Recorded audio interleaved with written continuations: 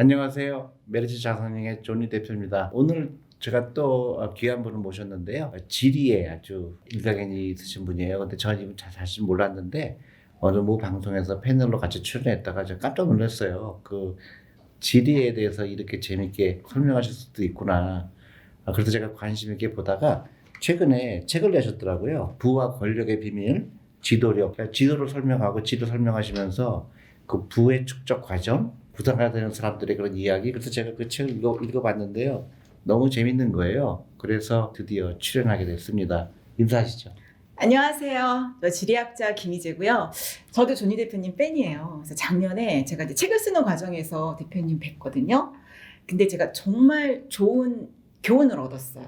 책 쉽게 써야 된다. 김희재 교수 너무 어렵게 쓰려고 하지 마. 그래서 제가 책을 다시 쓰는데 거의 한 6개월 정도 더 걸렸어요. 그래서 정말 초등학생도 중학생도 이해할 수 있는 쉬운 언어로 써야 된다. 그래서 사실 저한테는 약간 멘토 같은 느낌? 아, 그래요? 네. 네.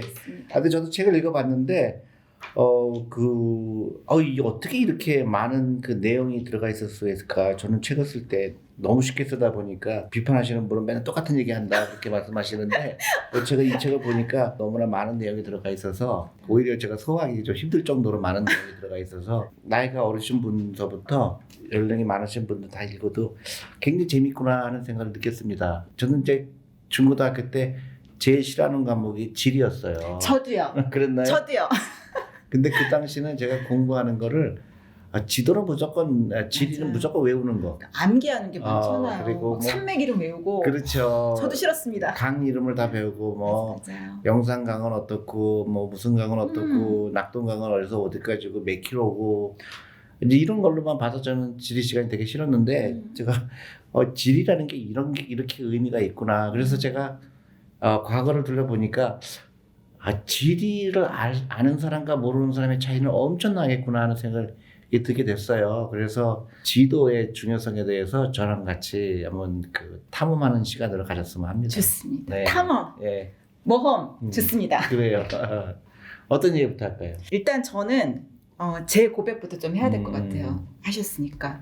제가 이제 지도력이라는 책을 썼어요. 그래서 지도를 읽고 활용하는 힘이라는 신조어예요. 그래서 제 꿈이 그 네이버 지식백과에 등재되는 건데요. 근데 솔직히 말씀드리면 저는 소녀 시절에 거의 지도맹이었어요. 지리 문맹. 왜냐하면 가만히 생각을 해보니까 저는 사실은 대치동 키즈예요. 저희 집 딱 대치동에 있고 제가 숙명여고 졸업했고 뭐 서울대 나오고 어떻게 보면 정말 모범생의 길을 걸었는데 돌이켜보면 제가 그것이 어떻게 보면 저한테 독이 됐을 수도 있겠다라는 생각도 들고 제가 진짜 세상을 만난 것은 내가 모범생의 틀을 좀 벗어나서 그 모험을 하면서 제가 더 성장하고 조금 더 넓게 세계를 보게 된 것 같습니다. 그리고 우리 조니 대표님 이제 최근에 쓴 책도 보니까 이게 보니까 금융 모험생인데 모범생이라고 사람들이 블로그에 막 올리더라고요. 그래서 저는 이 모범생의 시대는 갔다. 그걸 제가 확실히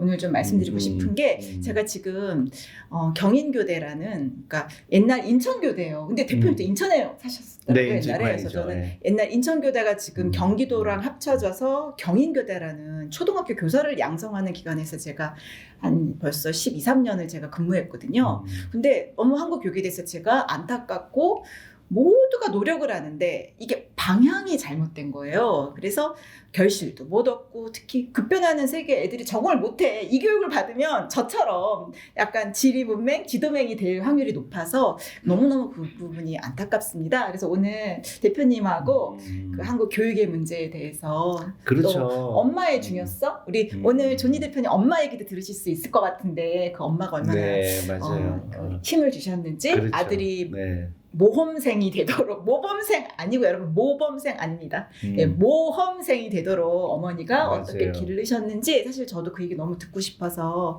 오늘 나왔거든요. 그러니까 제가 한국 엄마 대표로 제가 나왔다 이렇게 생각해 주시고 그래요. 또 그래요. 말씀 들려주시면 좋겠습니다. 그래요. 예. 우리 어머니는 그 교육을 많이 받지 못하셨어요. 그러니까 굉장히 부잣집들로 태어났지만 이제 부모님이 일찍 돌아가시는 바람에 이제 그 결혼을 인식하게 됐어요. 맞아요. 근데 저희 어머니는 어떤 특성이 있었냐면은 이제 네. 돌아가셨지만은 항상 희망적인 얘기를 했어요. 높은 데를 봐라. 무조건. 그거를 했어요. 그래서 저는 6남매 중에 막내인데 네. 적어도 막내는 더 훌륭한 사람을 키워야 되겠다. 그래서 그 당시 집이 인천이었는데 무조건 서울로 가라. 말은 제주도로. 네, 사람은 서울로. 그래서 택시를 타고 서울역에 도착해서 택시를 타고 택시 이제 기사한테 네. 물어본 거예요. 어머니가. 네, 제일 좋은 그 당시에 국민학교라고 그러잖아요. 네, 국민학교가 어디냐? 그러니까 어느 국민학교다. 그러니까 무조건 글로 가자. 그래서 저를 어머니가 대단한 네, 지도력이 거기다가 실행력. 네, 저를 대단하시네. 떨어뜨리고 초등학교 1학년 네. 7살, 8살이잖아요. 그쵸. 그래서 너는 이제 인천에 내려오지 마라. 정말요? 못 내려오게 했어요. 그리고 이제 방을 얻어서 저를 살게 했고 대신에 이제 어머니가 오셔서 그동안 내가 이제 이제 그 옆에 네. 가게가 있었어요. 네. 가게에서 이제 네. 제가 맘 먹고 싶은 거 먹게 하면 어머니가 한 달 와서 결제해 주시고 근데 이제 일하는 아이를 이제 붙여줬죠. 그래서 저는 어렸을 때부터 내 혼자 생각하는 거를 독립적인. 그리고 근데 결과적으로는 네. 저한테는 엄청난 도움이 됐어요. 그다음에 이제 제가 기억나는 거는 그 옛날에 이제 팔도강산이라는 영화가 있었어요. 팔도강산. 그때 서영춘 씨 나오고 서영 씨가 이제 아버지 나오고 황정순 씨가 이제 그 부인으로 나와서 자식들이 한 6명인가 그랬던 네네. 것 같은데 서울에도 한 명 살고 부산에도 한 명 살고 또 뭐 대전에도 살고 이렇게 각지에 떨어져 있어서 우리 아버지가 굉장히 그게 부러웠던 것 같아요. 그래서 우리도 6남매인데 여보 우리도 이렇게 한 명은 서울에 살고 한 명은 대전에 살고 그런 라이프를 살면 나중에 좋겠다 그랬더니 우리 어머니가 화를 벌쩍 내셨어요. 그래서 그렇게 생각하면 어떡하냐. 한 명은 뉴욕에 살고 한 명은 런던에 살고 한 명은 뭐 저기 스페인에 살고 이태리에 살고 그래서 우리가 나중에 그렇게 살아야지 그랬던 기억이 나요. 이게 바로 제 그래서, 책에 등장한 로스차일드 얘기하고 좀 비슷해요. 그러니까 우리가 로스차일드의 금융교육 또 뭐 인성교육도 이야기하지만 저는 그 포인트가 그 5 아들을 다 다른 도시로 보내서 그 개성에 맞게 사업을 하도록 이렇게 장려를 했거든요. 그래서 그 셋째가 나단이었는데 성격이 좀 괄괄하고 좀 어떻게 보면 좀 막 겁도 없고 막 이러니까 가장 프랑크푸르트에서 먼 영국으로 보내서 시장을 개척하게 하고 막내 아들 제임스는 파리로 보내고 누구는 나폴리로 보내고 누구는 오스트리아로 보내고 그러니까 어머니가 거의 로스차일드 가문 수준의 글쎄요. 근데 그 스케일이 몇 있으셨던 가지 거죠. 제가 저희 어머니가 참 고맙게 생각하는 거는 항상 긍정적이었다는 거. 그다음에 리스크를 지는 거에 대해서 두려움이 없으셨어요. 야 죽는 거 아니면 걱정할 거 하나도 없어. 항상 그런 얘기를 했어요. 목숨이 제일 중요한 거고 대신에 그런 리스크를 택하는 거는 굉장히 좋은 거다. 어릴 때부터. 어려서 우리 어머니가 그런 생각을 하셨는지 모르겠는데 그게 그 저한테 큰 도움이 됐고 근데 이제 한국에 와서 제가 느끼는 거는 우리나라 교육이 네. 어느 한순간 그 갖춰진 공간에서 옆에 애들하고 경쟁하는 거를 그게 전부인 것처럼 하는 교육, 점수를 잘 받는 교육, 이게 너무 심각하구나. 제가 해외에서는 아이들 교육을 어떻게 시키고 있는데, 그래서 특히 유럽, 뭐 핀란드 얘기 많이 하잖아요. 그래서 지금 우리나라가 이제 우리 아이들 교육을 어떻게 시킬까, 유태인처럼 아주 그 선한 부자가 나와서 돈도 그냥 뭐 1억, 2억 버는 게 아니라 목표가 진짜 요즘 조단위의 부자가 나오잖아요. 맞아요. 근데 그런 교육을 하려면 어떻게 해야 될까 그래서 많은 생각을 하게 되는데 네. 지금에 있는 교육 시스템은 이건 아니다. 이거는 100% 아니다. 정말 네, 그런 생각을 하게 돼요. 이 시스템에 적응해서 공부 잘하고 수능 잘 봐서 좋은 대학에 가는 아이는 저는 창의성을 발휘하거나 자기주도적인 어떤 학습을 하거나 이런 경험이 거의 없는 학생들이 대부분이라고 생각해요. 왜냐하면 제가 교육과정평가원에서 우리나라 교육과정도 짜고 그러니까 일단 교육의 설계도거든요. 교과서도 만들어보고 또 수능 같은 그런 그 국가 성취도 평가도 해봤어요. 근데 문제가 뭐냐 그 평가에 출제자의 눈치를 잘 보고 그 출제자의 수준에 맞춰서 그렇죠. 그 생각대로 써야 좋은 점수를 얻는 시험이기 때문에 뭔가 창의적인 어떤 생각이라든지 비판의식이라든지 도전 정신을 갖고 있는 학생들은 수능을 잘 볼 수가 없는 그러니까 아이들이 길들여지는 그리고 서울대를 가잖아요. 저 서울대 나왔지만 한 5, 6년 전에 그런 책이 나왔었어요. 서울대에서 누가 A 플러스를 받는가. 근데 봤더니 그 학생들의 비밀이 교수가 말한 걸 그대로 받아 적어서 그렇지. 그대로 쓰는 학생이 예, 아직도 서울대에서 A 플러스를 받는 현실이다 보니 저는 이런 상황에서는 어떤 창업을 하거나 어떤 새로운 어떤 분야를 개척할 수 있는 인재가 거의 나올 수 없는 시스템이다. 이게 양계장 같은 데서 그렇죠. 아무리 독수리 같은 그런 자질을 갖고 태어난 애더라도 그런 20대까지 그리고 양계장에 가둬두면 이게 가능하겠는가 그런 그렇죠. 생각이 들고요. 이제 금융교육은 뭐 우리 조니 대표님 비롯해서 너무나 많은 분들이 이제 강조를 하셨기 때문에 저는 여기서는 안 하려고 그러고 저는 한 세계 100여 개 나라를 제가 쭉 이렇게 다녔어요. 그리고 저는 지리학자이기 때문에 그 나라의 사람들의 어떤 공간 경험이라든지 뭐 교육이라든지 이런 거를 현장에서 봤거든요. 근데 제가 발견한 사실이 있습니다. 창의적이고 공부가 잘 되고 아이들이 행복한 나라의 특성은요. 아이들이 자연, 현장, 야외에서 막 뛰어놀아요. 그리고 교육이 그것을 허용하고 그리고 아까 그 리스크를 지는 말씀하셨잖아요. 아이들이 어릴 때 위험한 것을 경험해요. 살짝. 부모들이 물론 어느 정도 통제하고 보호해주는 한에서. 왜냐하면 여러분 그 스키장 같은 데 가면 스키 탈 때 우리가 가장 먼저 하는 게 넘어지는 것부터 배우거든요. 그러니까 이게 우리가 위험한 것을 피하는 안전교육의 핵심은 위험한 것을 아예 접하지 못하게 하는 것이 아니라 위험한 것을 보고 자기가 깨닫고 자기가 어떻게 움직이고 어떻게 공간적 의사결정을 하는지를 가르쳐주는 게 진정한 안전교육인 거예요. 그러니까 그런 말해요.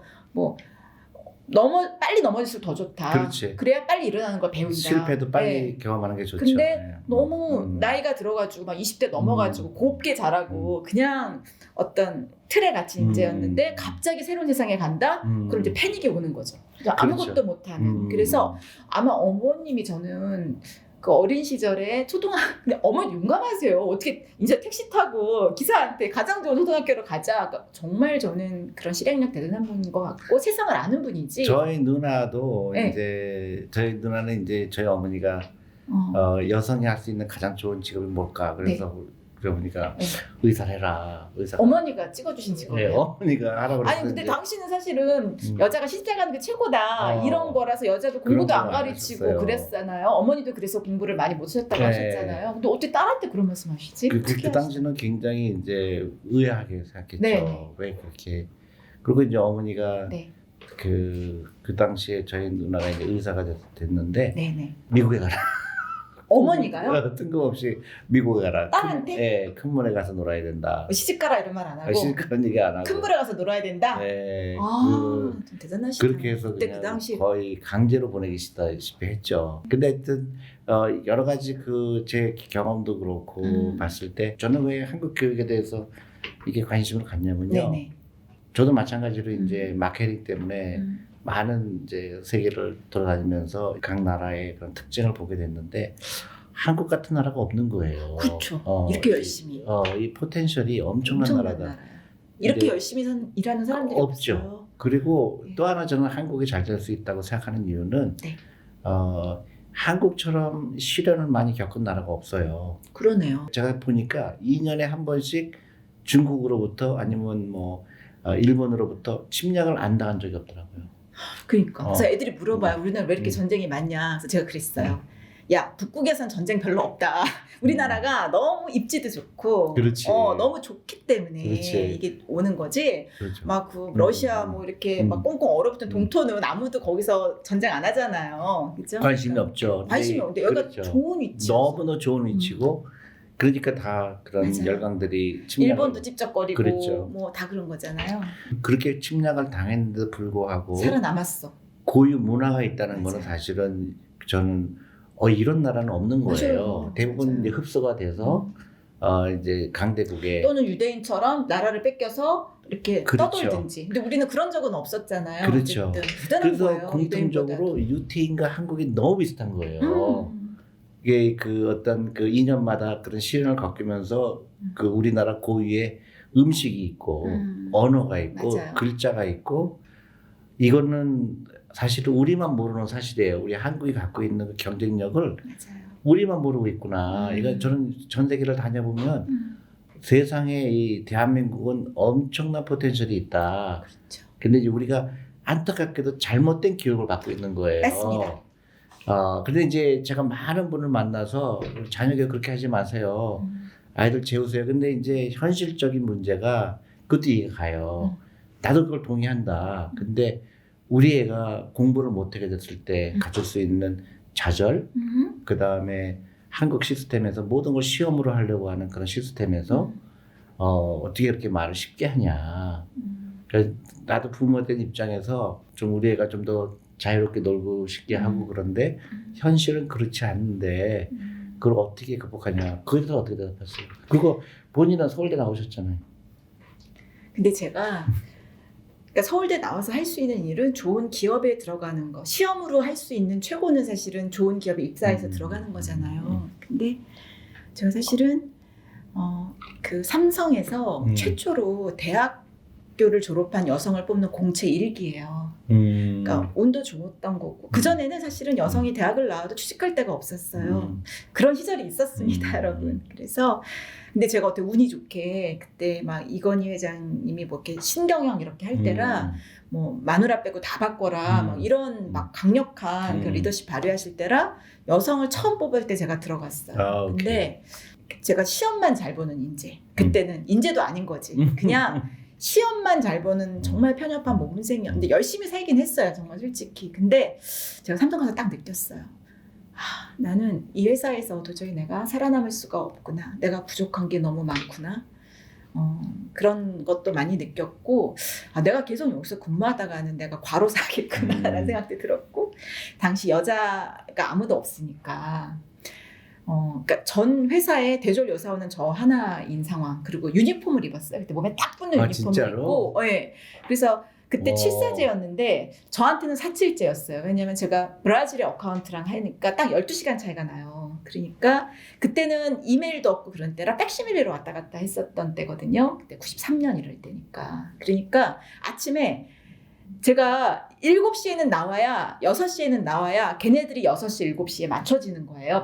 저녁 6시 7시. 근데 그분들이요 너무 놀아가지고 2월 되면 일을 안 해요. 카니발 준비하느냐고. 그래서 무조건 저 6시 전에 나가야 되고 그러다 보니까 집에서는 4, 5시에 나와야 되는 거예요. 그래서 저는 4.7제였어요. 새벽 4시부터 밤 7시 이상까지. 근데 제가 저는 그때부터 사실 지도를 보기 시작했어요. 그때 그 전에는 그냥 주어진 룰에 맞춰서 열심히 해서 시험 잘 봐가지고 제가 뭐 좋은 성적을 받는 그런 데 익숙한 모범생이었는데 실제로 비즈니스 세계는 그렇지 않더라고요. 그래서 내가 굉장히 무능하구나. 내가 할 수 있는 게 별로 없고 그런 어떤 자괴감도 느꼈고 또 당시는 이제 여성이 일하기에 참 좋지 않은 아직까지는 그런 인프라가 구축이 안 돼 있었기 때문에 돌이켜보면 정말 매일이 성희롱이었던 것 같아요. 근데 그때는 저는 그런 생각도 못하고 사실 그분들도 그런 어떻게 여자를 대해야 될지 모르실 거 아니에요. 그래서 요즘이나 그렇지. 네, 그래서 그때 제가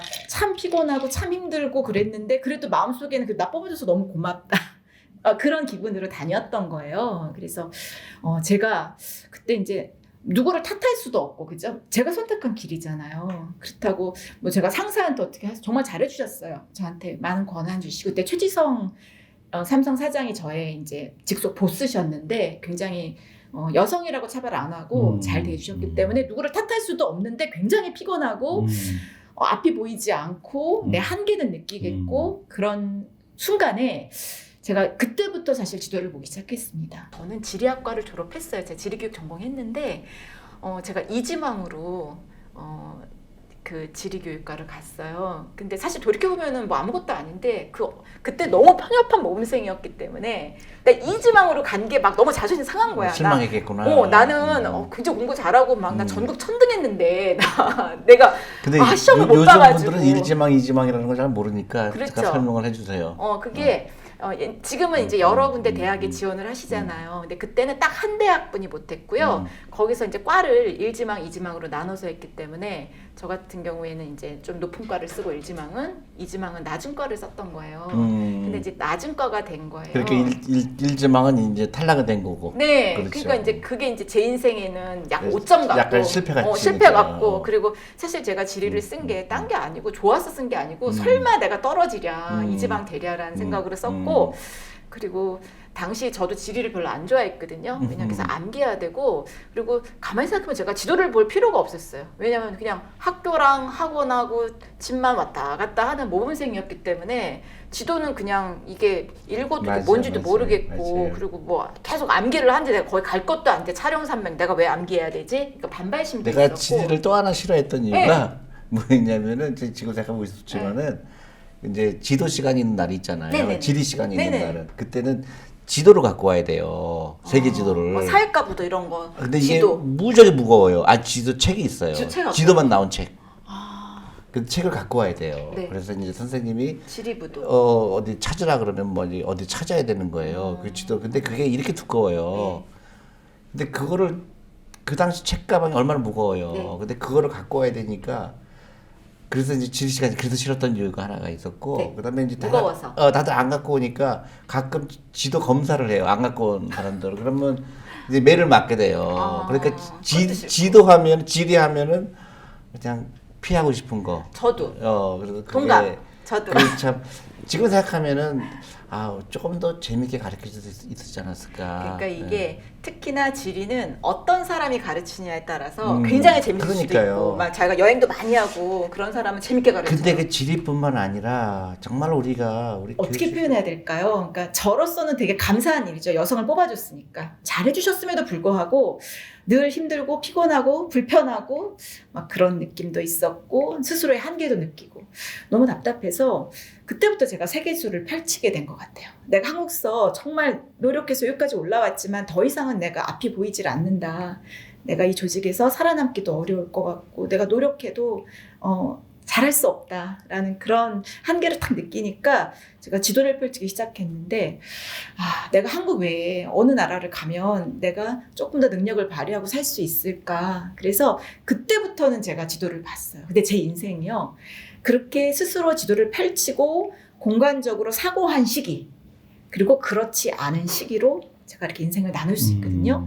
그렇게 했을 때는 제가 더 문제 해결도 잘하고 인생을 주도적으로 살았는데 그냥 남이 시키는 대로 그냥 외웠던 시기 그리고 지도를 잘 안 봤던 시기에 제 인생은 제가 봤을 때는 그렇게 효율적이지 않았던 것 같아요. 근데 가만 생각해보면 자기 인생의 주인이 되는 시작은 저는 지도를 보는 것 아닌가 싶은 게요. 여러분 생각해보세요. 여러분 노예가 있어. 그런데 우리가 노예한테 지도를 주고 지도 보는 법을 가르칠까요? 그럼 어떻게 되겠어요? 도망가요. 또 도망가죠. 그리고 중국에서 이제 여성을 억압하는 방법이 전족이었거든요. 그러니까 20세기 초반에도요. 물론 이제 하류층은 그냥 하인들은 일을 해야 되니까 내버려 두고 중상류추 이상의 여성들은 전족을 이렇게 시켰어요. 딸을. 근데 딸이 한 30살 됐을 때 정말 너무 잔인해요. 그렇죠. 그냥 끓는 물에 딸의 발을 삶아요. 그래가지고 그거를 붕대로 칭칭 동여매고 막 그래서 애가 우는 소리가 동네에 막 나고 그럼 뭐라고 그러면 저 집에 시집 잘 가겠구나 발 예쁘니까 이런 식으로 정말 여성이 이동도 못하고 제대로 기능하지 못하는 거를 예쁘다고 하고 시집 잘 갈 조건으로 하니 중국이라는 나라가 저는 망할 수밖에 없었다라는 생각이 들어요. 제가 인천의 고향인데 네. 인천의 그 차이나타운이 크잖아요. 네네. 그러면 전족 있는 분은 굉장히 많았어요. 그때도요? 그럼 그 어른이 된 사람들이죠. 그렇죠. 예. 그래서 그 그게 차이나타운에 부의 상징이었어. 예, 그래서 그 여성들이 막 그 발이 정말 요만해갖고 걷지를 못해. 예. 뒤뚱뒤뚱. 그러- 지도를 어떻게 보겠어. 저게 제가 어렸을 때 굉장히 충격받으셨구나. 좀 안 됐구나, 안 됐구나. 불쌍하고 그랬던 기억이 네. 나요. 리더가 어떤 생각을 하느냐가 굉장히 중요한 것 같아요. 네. 그 국민들을 어떻게 좋은 방향으로 가게 하느냐. 그러니까 그런 잘못된 그런 생각이 그 당시 사회가 그런 여성들 도망가지 못하게 하려고 그렇게 이상한 그 룰을 만들고 그렇게 사람들이 따르게 하고 그러는 게 네. 그래서 이게 그 어떤 사회 환경이라든가 이걸 과감하게 바꿀 노력이 필요하다. 근데 그 중에 하나가 저는 우리나라 교육인 것 같아요. 책 제목을 제가 이제 지도력이라고 이렇게 한 이유가 이게 우리는 지도력 그러면 리더십을 생각하잖아요. 근데 이게 지도의 힘, 지도를 읽고 활용하는 힘, 공간적 의사결정을 잘하는 것까지 포함한 제가 신조어를 만든 게 이게 리더라는 게요. 결국은 그 혼란스러운 세상에서 방향을 잘 설정해서 나를 따르라 하는 사람이 리더잖아요. 근데 만일 그 리더가 지도를 잘 못 읽고 방향 설정을 잘 못해. 맞아요. 그런 거. 그러면 따라오는 사람들은 굉장히 고달프고 그렇지. 제대로 목표에 도달하지도 못하는 거잖아요. 그래서 저는 지도자의 능력 중에 가장 중요한 것 중에 하나가 방향을 잘 설정하는 것 그렇지. 아닌가라는 생각이 들고, 저는 이제 교육뿐만 아니라 모든 한국 지금 사회가 저는 이렇게 열심히 사는 사람 본 적이 없어요. 제가 100개국을 다니는데요. 아이부터 노인까지 이렇게 정말 열심히 공부하고 일하고 놀고 이런 사람 보지 못했거든요. 굉장히 액티브한데 문제가 뭐냐? 유대인과 또 차이점이 뭐냐? 비슷한 점도 많은데 너무 비슷하죠. 유태인은. 차이점이요. 저는 방향이라고 생각하고 그렇죠. 지도력에 있다고 생각하는 게 유대인들은요, 여러분 다 이동해요. 자유롭게 다녀요. 거기 전족했단 말 들어본 적 없고, 그렇지. 그들은 원래 태생부터가 유목민이었어요. 왜냐면은 나라를 잃었잖아요. 땅이 없었잖아요. 그러니까 수천 년을 이 사람들이 계속 이동하면서 다녀야 되는, 좋든 싫든. 그러면 당연히 지도를 받겠죠. 아무리 공부를 잘해도 올라갈 수 있는 한계가 있었어요. 그리고 직업 선택의 자유도 많지 않았다고 합니다. 예를 들어 로스차일드 가문이 있었던 독일 같은 경우에는 공무원도 못 되고 교사도 못 되고 뭐 뭣도 안 되고 뭣도 안 되고 뭣도 안 되고 뭣도 안 되고, 그러니까 뭐 시험 봐서 공부 잘해도 갈 수 있는 데가 없으니까 그들이 지도를 펼치고, 나 어디서 사업 좀 해볼까? 나 어디 가가지고 뭐 좀 무역을 해볼까? 그러니까 아니면 아주 새로운 산업을 내가 한번 개척해볼까? 왜냐하면 그럴 수밖에 없으니까. 어떻게 보면 그게 블레싱이에요. 어차피 안 되니까 다른 걸 찾다 보니까 그 황금을 찾게 되는 것 같아요. 그래요. 네. 그래서 그 대부분의 종교나 사회가 이제 돈에 대한 얘기를 꺼려하고 돈을 멀리하라고 가르치고. 돈이 힘인데 그렇지. 그거를 개인이 가지면 국가에 말을 안 저항할 듣- 수 있기 말을 안 때문에 듣죠. 말을 안 듣고. 그러니까 자꾸 미워하는 거예요. 돈이 그리고 중요하지 않다. 이거를 로스차일드 가문에서 그 시작이 뭐냐면 그 당시 프랑크푸르트는 자유시였는데 전혀 자유롭지 않은, 말만 자유시. 그래서 여러 가지 법률을 만들어서 제대로 상업활동을 못하게 자꾸 법으로 제한하니까 그렇지. 사업을 굉장히 잘했나 봐요, 로스차일드 아버지가. 그러니까 동종업계에 있는 독일인이 모함해가지고 그 사람을 위험에 빠뜨린 거예요. 보통은 당해요, 그러면. 근데 이 사람은 당하지 않고 싸운 거야. 그래서 신문에 났대요. 프랑크푸르트 신문에 그런 유대인 주제에 게토에 사는, 갇혀서 살아야 되는 유대인 주제에 우리 독일 시민들에게 저항을 했다. 그래서 신문에 날 정도로. 네, 신문에 날 정도로. 그래서 재판을 했는데 결국 그 재판은 결국은 그 정착민에게, 그 중심부에 유리하게 내리잖아요. 그래서 그 아버지가 벌금 맞고 나중에는 이제 병으로 돌아가시고, 그러니까 어린 로스차일드가 이제 하노버의 외삼촌 집에 가서 은행원으로 일하기 시작하고, 그런데 아버지가 그 당한 게 너무나 가슴에 사무쳐서 그냥 하노버에서 은행원 하면서 편하게 살 수도 있는데 다시 프랑크푸르트로 돌아와서 복수를 하는 거야, 사실은. 돈이 힘이다. 아무리 법이 바뀌고 국경이 바뀌고 뭐 통치자가 바뀌어도 우리가 돈을 쥐고 있고 돈을 발행할 수 있다면 우리가 세상을 지배할 수 있다라는 것을 깨달은 거야. 그렇지. 그래서 그 로스차일드 일가의 시작은 사실은 그런 정치인에게, 통치자에게 당한 서름. 그 법률가는 항상 뭐든지 법을 만들어서 기득권을 유지하려고 하고 돈을 갖지 못하게 하고, 개인이. 그런데 로스차일드는 그걸 어려서 겪었으니까 내가 돈이 힘이구나. 내가 전 세계를 다니면서 내가 돈을 갖고 있으면 권력이, 정치가 아무리 달라지고 바뀌어도 내가 생존할 수 있겠구나라는 거 어릴 때 깨달은 것 같아요. 그래서 그 미국에 보면 그 유태인의 인구는 굉장히 작잖아요. 그쵸. 한 2%밖에 안 네. 되는데 부를 자산은 한 20% 갖고 있다고 그래요. 맞습니다. 유태인이. 그러니까 저는 미국에서 제일 놀랐던 게 유태인 공휴일날은 거의 다 쉬는 거예요. 학교도 쉬고. 그게 결국 이제 돈이 갖고 있는 파워가 네. 엄청나다고 저는 생각을 하는데. 네. 그리고 또 하나 기억이 나는 건 유태인의 그 직종이 되게 재밌어요. 네네. 그러니까 언제든 유태인은 떠날 준비를 하다 보니까 늘 이렇게 이동할 준비. 업종이 마인드. 이제 야채 야채 도매. 그거는 하루면 다 어, 없어지는 거니까. 그렇죠. 야채. 보석 이제 갖고 도망갈 수 있어. 빨리. 그래요. 또. 비싼 물건을 가방에 넣어갖고 가면 되니까. 그 다음에 세탁소. 세탁소. 그 옷이잖아요. 남의 옷이잖아요. 그러네요. 그러니까 그런 거를 다 유태인이 장악하고 있었는데. 그러니까 모든 건 완벽하지 않고 언제든지 내가 뺏길 수 있고. 그렇지. 그렇게 내가 약자니까, 그렇죠? 언제든지 도망갈 준비를 하는 거예요. 그리고 또 하는 이제 금융을 하는데. 맞아요. 돈을 일하게 하는 거를 가장 그 영리하게 깨닫으니까 그런 골드만삭스니 뭐니 뭐 네. JP 모간이니 다 유태인 이름이잖아요. 새로운 분야고 새로운 산업이니까. 그다음에 그 돈의 흐름을 가장 잘할 수 있고 지금 이제 세월이 흘러서 제가 처음에 뉴욕에 가서 살 때하고 지금하고 비교하면 세탁소의 80%가 한인이 하고 있어요. 유대인이 떠난 자리는 떠나는 게 아니라 사오는 거야. 더 적극적으로. 그러니까 굉장한 민족이죠. 그러니까 그 유대인보다 더 열심히 일하고 더 일하고 더 적극적으로 그걸 사오는 거예요. 인수를 하는구나. 그렇죠. 그리고 이제 그 뉴욕에 그 다이아몬드 그 디스트릭트가 있어요. 맨하탄에. 네. 거기에 이제 한국 사람 그 보석상이 많이 생기기 시작했고 또 그 야채 가게 다 뉴욕에 있는 많은 그 야채 파는 데가 한인이 다 갖고 있고 한인들의 그 DNA는 유태인하고 비슷해요.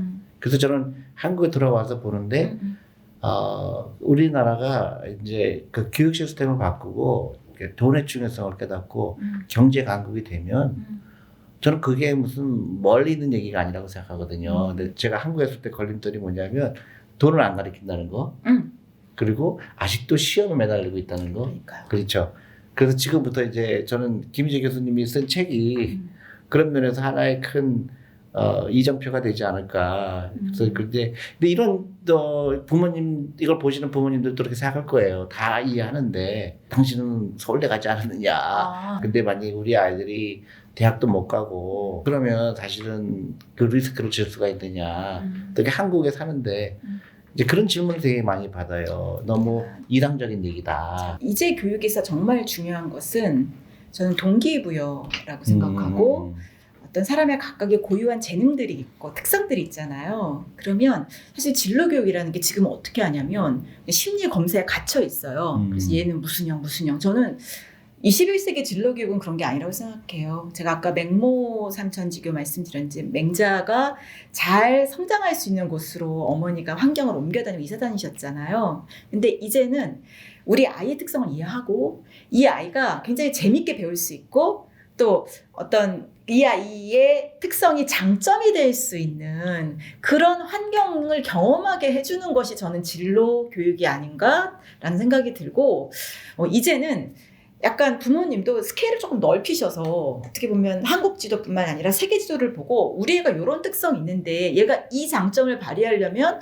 어느 나라 가는 게 좋을까 또는 아이에게 그런 걸 탐색할 수 있는 기회를 주는 것이 굉장히 중요하다고 생각하는데요. 실제로 유대인이 그래요, 여러분. 제가 근데 다들 모르시더라고요. 근데 저는 이제 지리교육자니까 이제 전 세계 지리교육의 상황을 알잖아요. 근데 유대인은 33일절이라는 그 절기가 있어요. 그래서 1년에 한 번씩 돌아오는데요. 아이들이요, 그 33일절을 한 달 정도 준비해요. 어떻게 하느냐? 어릴 때요, 이 목재, 뭐 태울 거 있죠? 그거를 애들이 한 달 동안 여기저기 다니면서 모아요. 공사판도 가고요. 무슨 마트의 뒤편에 가서 뭐 이런 골판지도 가지고 오고요. 뭐 위험하고 더러운 곳을 아이들이 쫙 한번 훑습니다. 그래서 다 모아요, 그걸. 그 다음에 물론 어른들의 약간 도움도 있죠. 아이들이 거기다가 불을 펴서 큰 모닥불을 피워요. 그런 절기를 매년 해요. 아이들은요, 그때 되면요, 아이들이 그 카트 같은 거, 그 쇼핑 카트 같은 거 다 몰고 다니면서 거기다가 막 목재 같은 것도 쌓아놓고 막 이러거든요. 그러니까 아이들이 굉장히 자유롭게 탐색합니다. 다 밖으로 돌아다니면서 새로운 환경도 경험하고 어떤 위험으로부터 자기를 지키는 법도 자연스럽게 배우고, 그러니까 이런 공간에 갇혀 있지 않는 그런 교육을 하고요. 그 다음에요, 또 중요한 게요, 대학을 졸업하거나 아니면 무슨 군대를 갔다 오거나 이제 과업을 마친 다음에는 빅 트립이라는 것을 실행합니다. 그러니까 그냥 시시한 배낭여행이 아니고요. 내 인생을 바꿀 운명의 여정을 시작하는 거예요. 그래서 스스로 계획을 짜고 자기가 가고 싶은 곳들을 아이들이 이렇게 선정을 하는데 그게 뭐 남들이 다 간 뭐 무슨 맛집 가서 뭐 인스타그램 올리는 사진 찍고 그 목적이 아니라 정말 아무도 가보지 않고 누구도 경험하지 않은 것을 가는 게 그것이 아주 중요한 목적이라서 그 목적지를 보니까 얘 이제 중동이잖아요. 그쵸? 이스라엘이. 근데 한 50몇 %는 아시아, 그 다음에 한 10몇 % 중미, 그 다음에는 남미, 뭐 아프리카, 유럽은 2%밖에 안 돼요. 그러니까 오지로 가는 거죠. 그래야 내가 누구인지 알 수 있어요. 우리는 심리 검사로 알 수 있다고 생각하죠? 아니 그렇지 않은 것 같아요. 제가 살아보니까 그건 시험을 통해서 알 수 있는 거는 딱 심리학자 수준밖에 안 되고 지금 21세기는 굉장히 다양한 직업의 세계가 열리고 있고 사업의 기회가 열리고 있잖아요. 그러니까 내가 정말 낯선 곳에 가서 내가 뭘 정말 낯선 사람들 만나고 얘기해보고 스스로를 실험해봐야 내가 이런 성격이 있었구나, 난 이런 장점이 있었구나 이런 게 발현되고 나는 어디에서 내가 행복하고 내가 누구랑 만나서 이런 일을 할 때 내가 되게 잘하네. 그거는요 부모가 가르쳐줄 수가 없습니다. 물론 부모가 가이드 정도는 해줄 수 있겠죠. 너는 여기가 만약 부모가 경험이 많다면 너는 남미 칠레 가서 요거 하면은 너 되게 재밌을 것 같은데 뭐 가이드 해주면 좋겠지만 할 수 없다면 아이에게 스스로 그것들을 계획할 수 있는 기회 갔다 오면 사람이 달라지는 거예요. 그 이스라엘의 청년들이 남자건 여자건. 그래서 창업의 아이디어도 없고요. 저는 창업의 기본이 이게 문제를 해결하는 거라는 생각이 들어요. 당연하죠. 그러려면 문제를 경험해 봐야 되거든요. 근데 한국 요 중심부에만 있고 시험만 잘 본 저 같은 인재는요. 문제를 몰라요. 문제를 발견할 수도 없고 문제를 해결할 능력은 더더욱 없는 게 저예요. 아주 저였어요. 근본적인 차이가 우리 한국의 교육은 남이 낸 문제를 푸는 거를 문제를 아예 감추는 게 한국의 교육이에요. 저는 그게 가장 심각한 문제라고 생각해요. 뭐냐면 교대를 나오면 보통 초등학교 교사가 되거든요. 그래서 저는 이게 굉장히 중요한 한국 교육의 핫스팟이라고 생각해서 저는 여기에 굉장히 많은 애정을 갖고 이 대학에 있어요. 왜냐하면 요새는 서울대 사범대학을 나와도요 교사로 못 가요. 더 이상 그만두는 사람이 없잖아요, 교사는. 그러니까 막 경쟁이 막 100대 1, 1000대 1 돼요. 그 작은 어떤 과목의 선생님이 되려면. 근데 교대는 나오면 거의 8, 90% 학생들이 초등학교 교사가 되니까 굉장히 저는 중요한 장소라고 생각하고 열심히 가르치는데 제가 너무나 충격적인 건 뭐냐면요. 대학교 때도요 아이들이요 임용고시라는 시험을 준비하는데 다 암기예요. 그러니까 교사가 되기 위해서는 암기를 잘해야 되고요. 그리고 예를 들어서 초등학교에서 또 교사로 나가서도 승진을 해야 되잖아요. 그러면 교장 교감 시험도 완전 암기. 그러니까 한국의 교사들은 자유롭게 어떤 세상을 탐험하고 경험할 수 있는 그런 어떤 기회를 거의 갖지 못하고 본인이 노력하지 않는다면 그 시험에 갇혀서 그렇게 좁게 세상을 보고 또 학생들을 보는 그런 환경 속에서 교사들이 양성되고 또 실제로 정년퇴임 하실 때까지 교장이 될 때까지 그렇게 사시는 분들이 굉장히 많아요. 물론 안 그런 분도 계시겠죠. 저도 유튜브를 통해서 한국 네. 교육을 바꿔야 된다고 여러 번 얘기하는데 앞으로 10년 후에 어떻게 될까 생각해 보면은 이게 전체 변할까? 저는 그게 굉장히 암울해요. 그런 부분이. 그래서 일단은 교사가 정말 교육의 질을 저하고 중요한데 교사분들이 그런 다양한 경험을 하실 기회가 거의 없다는 것. 그리고 그렇게 안 해도 얼마든지 승진하고 오히려 그런 시험 잘 보는 분들이 오히려 더 우대받는 그런 구조라는 것. 그러다 보니 여러분 한번 초등학교 한 3학년, 4학년 교과서 한번 보세요. 뭐 수학, 과학이 어차피 글로벌하게 표준화되어 있는 교육과정이니까 그것에서 어떤 개성을 발휘하기 좀 어렵거든요. 그래서 그거는 조금 건너뛰고 잘하는 것도 있어요. 우리나라가 애들 계산도 되게 잘하고. 근데 그거 어떤 인간의 어떤 본성 또 어떤 잠재력을 발휘시키게 하는 거는 저는 이 사회과라고 보거든요. 경제를 포함한. 지금 어떻게 되어 있냐면요, 대표님. 경제하고 지리교육이 제일 약해요. 그러니까 우리가 새로운 세상에 적응하고 살아가는 데 중요한 게 어떤 이런 지도를 보고 내가 공간적 의사결정하는 힘, 그쵸? 노예가 안 되려면. 그리고 또 경제, 금융이 중요하잖아요. 근데 아이러니하게요. 지금 초등학교 3, 4, 5, 6학년 정말 국민 기본 과정이죠. 여기에서 가장 약한 게 경제하고 지리다. 뿐만 아니에요. 이제 중학교, 고등학교 가면 선택을 합니다. 근데요. 경제를 제일 선택 안 해요. 그렇죠. 그리고 세계지리 선택 안 해요. 세계사 선택 안 해요. 왜요? 점수 받기 어렵고 너무 한 배울 번도 게 많아요. 들어보지 않았으니까. 그러니까 이제 경험해보지 악순환인 않았으니까. 거예요. 그렇지. 근데 요새 애들이 그럼 뭘 배우냐? 자, 1번 한국사. 끊임없이 조선사만 배워요. 근데 안타깝게 조선은 우리나라에서 가장 세계화가 덜 되고 가장 지도를 보지 않고 유교 경전만 딸딸 외우고 과거 시험에 집착해서 망한 왕조거든요. 오히려 신라 시대, 고려 시대, 뭐 신라 시대도 화량제도가 있어서 막 명승지를 다니면서 배우고. 근데 그것조차도 우리는 외우게 배우잖아. 그러니까. 근데 그것도 제대로 배우지도 않아요. 그렇지. 그래서 역사도 어떻게 보면은 한국사를 많이 배우는데 여러분 그 내용이 물론 중요합니다. 하지만 어떻게 배우냐도 중요하고 무슨 내용이냐도 그렇죠. 중요한데 저는 한국사의 핵심은 우리가 굉장히 뭐 무역도 많이 하고 금융을 일으키고 또 지도를 열심히 보고 지도자가 방향 설정 잘했을 때 우리나라 잘 되더라가 역사의 교훈이지 한국사를 많이 가르치는 게 역사의 교훈이 아닌 것 같거든요. 저도 기억이 나는 게 그 미국에서 그 이제 히스토리를 배우잖아요. 네네. 근데 교과서가 없어요. 교사가 재구성해요. 이렇게 교사가 자기가 생각했을 때 뭐 신문을 가지고 하기도 그렇죠. 하고. 그래서 교과서가 없다는 게 신기했고 또 하나는 미국의 대통령에 대해서 그 배우는 네네. 시간이었는데 신기하게 학생들 하나하나 네가 대통령 하나씩 골라라. 그래서 네가 연구에 와서 아이들한테 발표해라. 그러니까 어떤 아이는 링컨 대통령에 대해서 방대하게 준비를 하는 거예요. 그래서 발표를 하는 거예요. 그러니까 우리가 아는 링컨 대통령은 단순히 노예 해방한 게 아니라 그 사람이 갖고 있던 비전이 뭐였고 그게 지금의 맞습니다. 아메리카를 만들었고 그 비전이 뭐 이런 걸 배우니까 너무 신기한 거예요. 그리고 오직 그러니까 대통령이 만약에 100명이면 100명 다 커버할 필요가 없어요. 맞아요. 자기가 생각할 때 의미 있는 거. 그리고 또 하나 중요한 거는 과목 수가 너무 적어요. 우리는 한국 사회사 뭐 엄청나게 많잖아요. 그래서 이 교육이 진짜 심각하구나, 한국 교육이. 정말 이거는 온 국민들이 나서서 요구해야 되는 거라고 생각하는데 70년 동안 한국의 사회과 교육은 하나도 변하지 않았습니다. 그러니까 도덕하고 뭐 민주주의 이론을 가르치는 일반사회라는 내용이 거의 대부분인데요. 사실은 도덕하고 뭐 일반사회 내용들은 겹치는 부분들이 굉장히 많아요. 그래서 이지영이라는 그런 수능 유명한 일타 강사분이 있거든요. 그분은 서울대 국민윤리교육과를 나왔는데 국민윤리뿐만 아니라 사회문화도 가르쳐요. 근데 그게 대박이 나는 과목인 게 너무 쉬워서. 그러니까 생활과 윤리라는 과목, 그 다음에 그 사회문화라는 과목이 고등학교 학생들이 가장 많이 선택하는 과목이에요. 경제랑 지리 뭐 이런 거 안 해요. 이유는 뭐냐?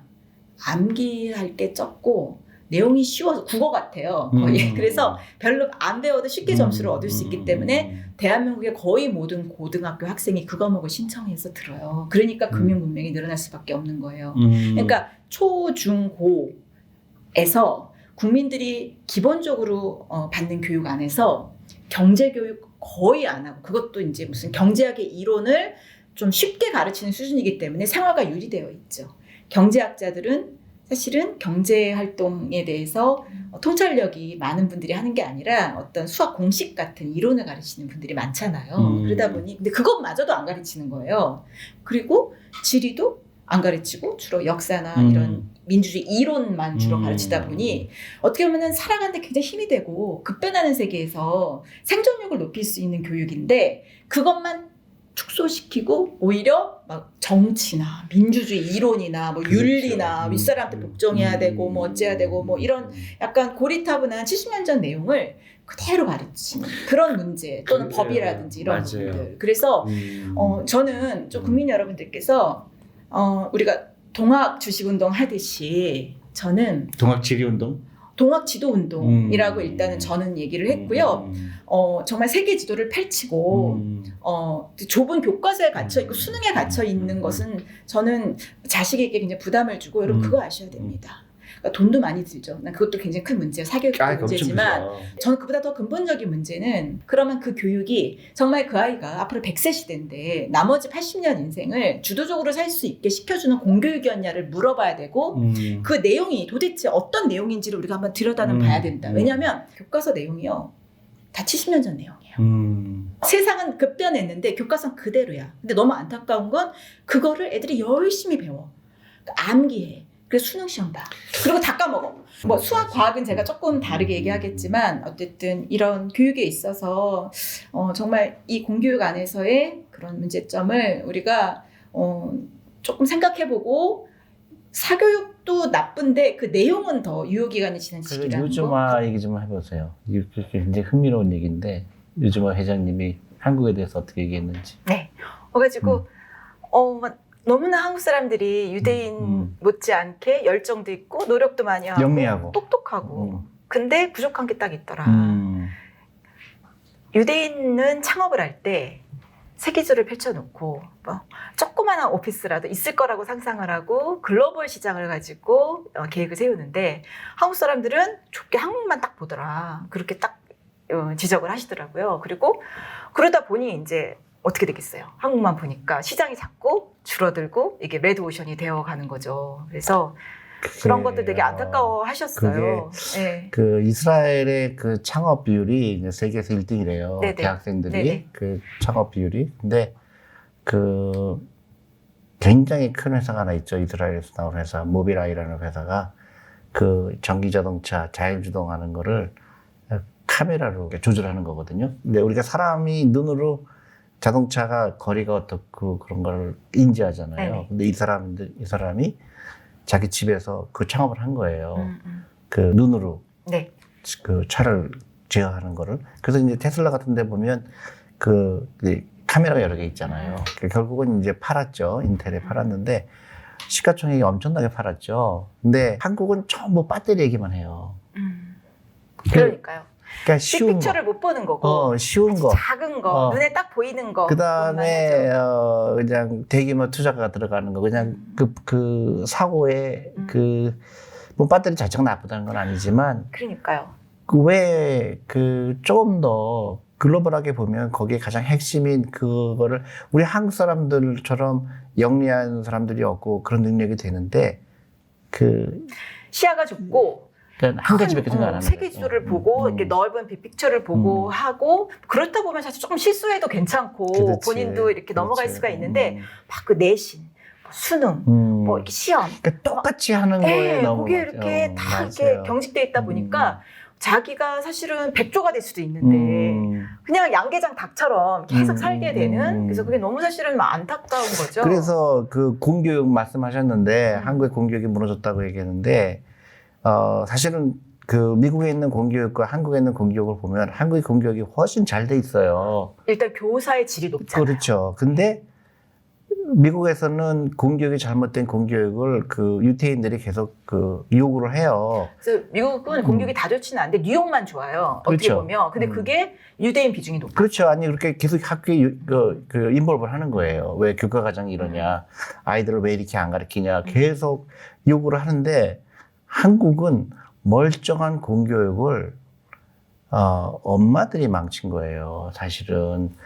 공교육이 멀쩡한 공교육을 놔두고 이거를 커리큘럼을 이렇게 바꿨으면 좋겠다 그렇게 디맨다는 대신에 아예 그거를 망가뜨리고 사교육으로 가버리는 거예요. 근데 그거를 공교육은 당연히 여기게 됐고 전 너무 놀란 게 그 어떤 이제 그 제가 아는 분이 그 아이를 학교에 보냈는데 그 교사가 그런 얘기를 하더래요. 왜 아직 한글을 안 띄고 왔냐고.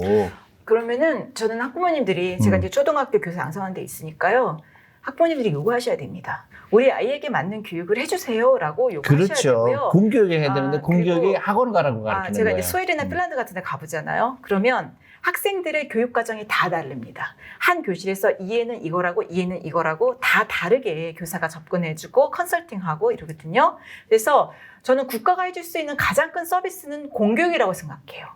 국가가 그것을 포기하는 순간 국가의 역할을 저는 망각하는 거로 생각하고 국방이 그렇고요. 의료가 그런데 왜 저는 학부모님들이 한국 교육에 대해서 정당한 요구하시지 않고 왜 사교육으로 해결하시는지 근데 그게 이제 안타까워요. 어머니들도 그런 교육을 안 받아서 그래요. 그런 것 같고 그리고 제가 그 월드 이코노믹 포럼에서 나오는 이제 성격차 지수라는 게 있어요. 남녀가 얼마나 차별받고 그 차이가 크냐. 근데 우리가 차별이 전혀 없는 분야가 있어요.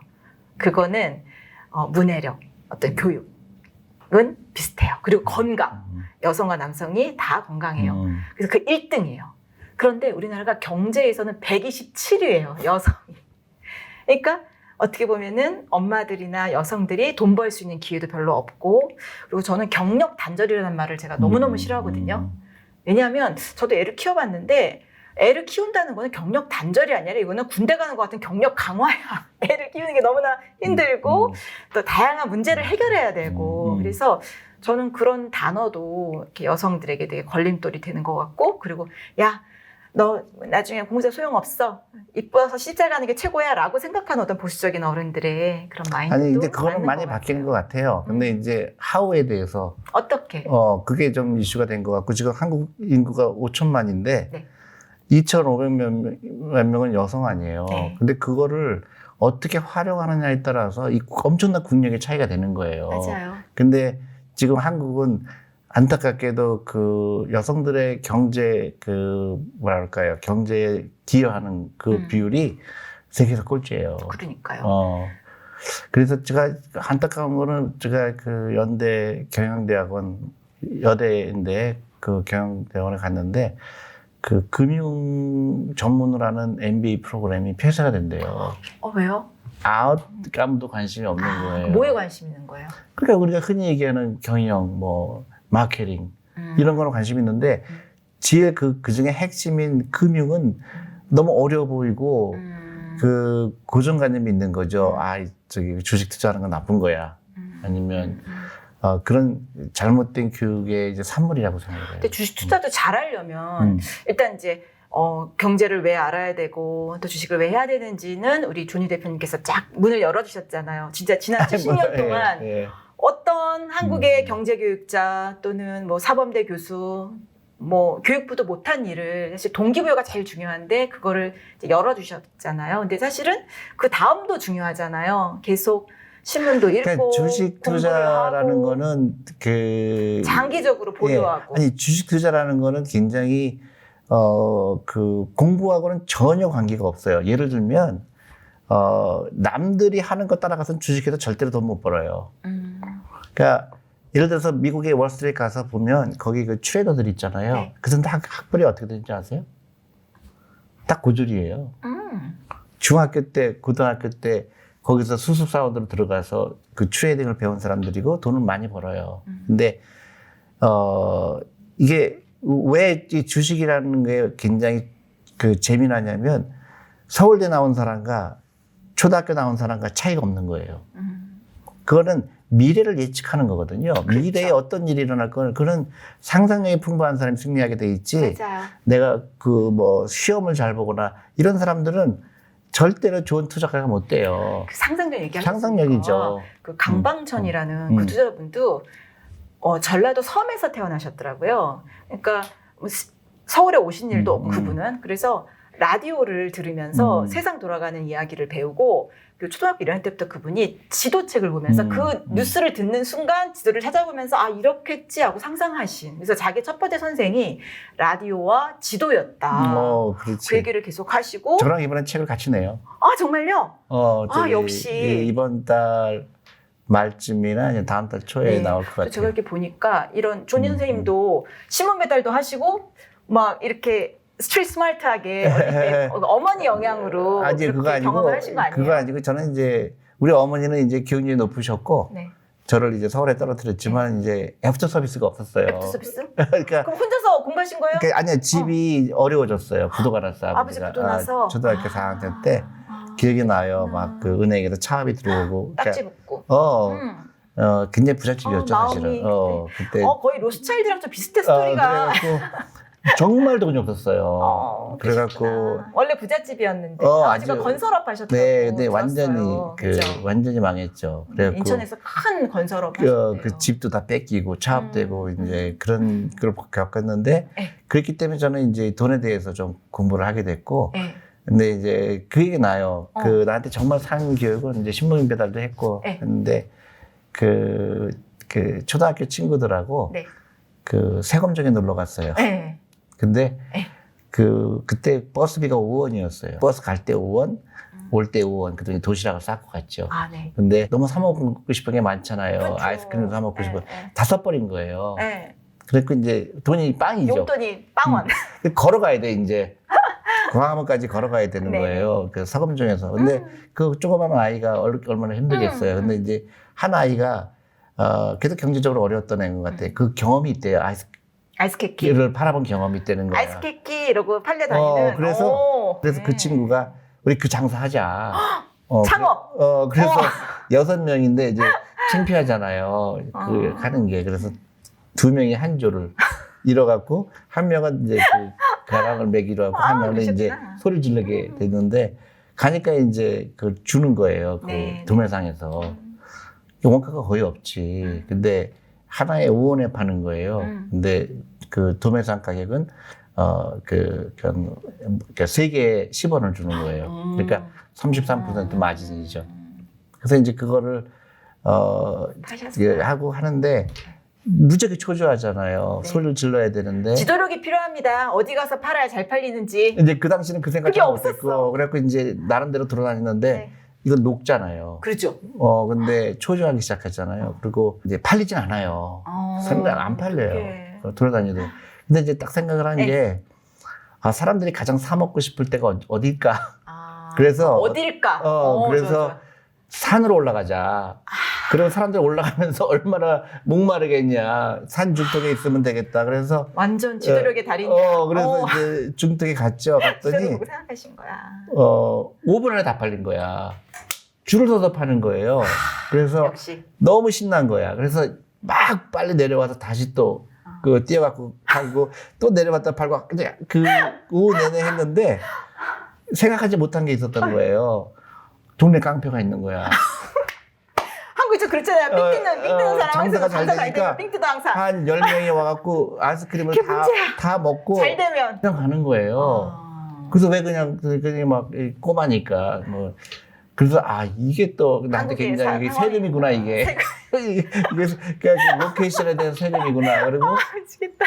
또 하나 자릿세 있고 막 이러잖아요. 그게 하루 오후에 일어나는 일이에요. 저녁이 됐는데 너무 돈 버는 게 신나갖고 막 그냥 그것만 한 거예요. 근데 이 저녁이 되기 시작하니 사람들이 올라가는 사람이 없는 거야. 안 팔리는 거예요. 그래서 이제 그 인벤토리죠. 네. 재고가 쌓이기 시작하는 거지.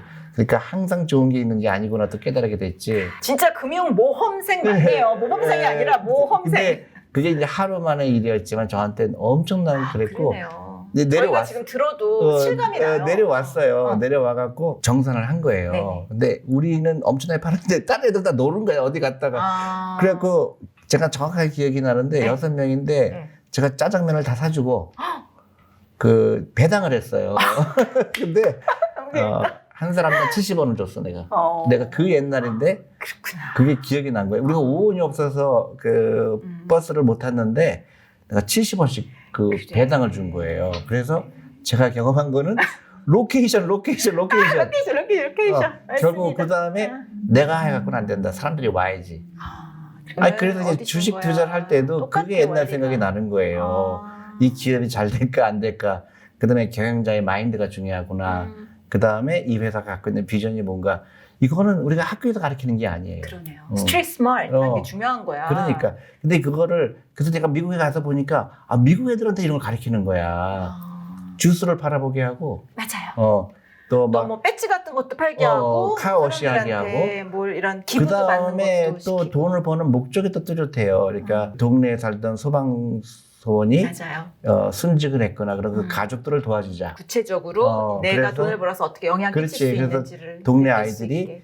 그 주스를 하루 종일 팔아서 그 돈으로 그 순직한 그 소방대원의 가족을 도와주는 거를 한다든가. 네. 그러니까 그게 정말로 중요한 교육이구나. 그런데 그 아이들이 자라면서 창업을 하게 되고요. 네. 그 다음에 이 돈에 대해서 소중함도 알게 되고 국영수 잘하는 거는 너무 작게 보는 거죠. 이제는 다 AI에 대체될 음. 직업들에 필요한 것이 국영수라고 생각하고 정말 그게 패러다임이 완전히 바뀌었습니다. 그래서 필요하고 제가 정말 이 책에 이제 나오는데요. 짐 로저스가 비슷해요. 그래서 짐 로저스가 신문 배달을 하고 싶은데 거기 너무 깡촌이라 배달을 못 하는 거예요. 사람이 없는 거예요. 신문 보는 사람이. 그래서 그분이 땅콩을 파셨다고 해요. 그러면서 이게 사업은 또는 투자는 길거리에서 배우는 거다.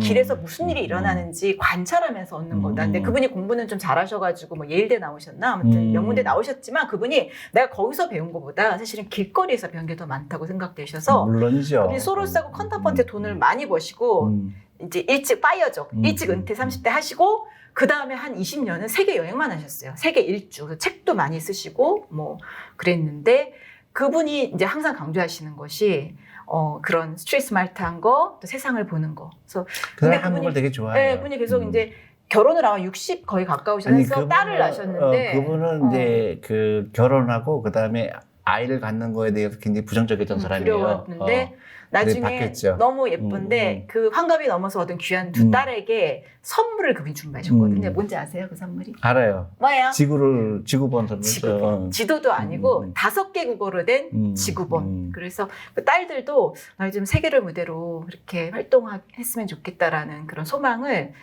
그런 저금통 그리고 그렇지. 저금통. 그러니까 저랑 조니 대표랑 약간 세트인 게 저금통, 그죠? 저금하고 주식 하고 근데 그다음에 저금하는 이유가 단순히 그 아이만을 위한 게 아니라 유태인들은 태어나자마자 저금통을 만들어줘요. 다른 사람한테 도와주는 그래서 이 돈으로 하죠. 그 어려운 사람들 도와줘라. 그게 처음부터 돈에 대한 교육을 맞아요. 그 아주 선한 부자가 되라. 그런 그러니까 훨씬 더 네. 차원이 높은 맞습니다. 금융교육을 하는 거죠. 그리고 피터 린치도 보니까 이제 아버지가 일찍 돌아가셨대요. 아버지가 무슨 매니저셨는데 펀드 매니저였는데 돌아가시고 홀어머니 밑에서 자라다 보니까 아르바이트 되게 많이 했대요. 근데 그분은 약간 업그레이드된 아르바이트를 하셨더라고요. 그분은 골프장 캐디 아르바이트. 근데 그걸 해보니 많은 정보도 듣게 되고 또 이런 기업가 CEO도 만나게 되고 그래서 자기가 나중에 사업을 할 때 굉장히 도움이 많이 됐고 투자할 때도 도움됐다. 그리고 그분은 이제 같이 투자하는데 직접 회사 가봐라. 그 회사가 어떻게 운영되고 있는지 막 호화롭고 이러면 그 회사는 안 된다.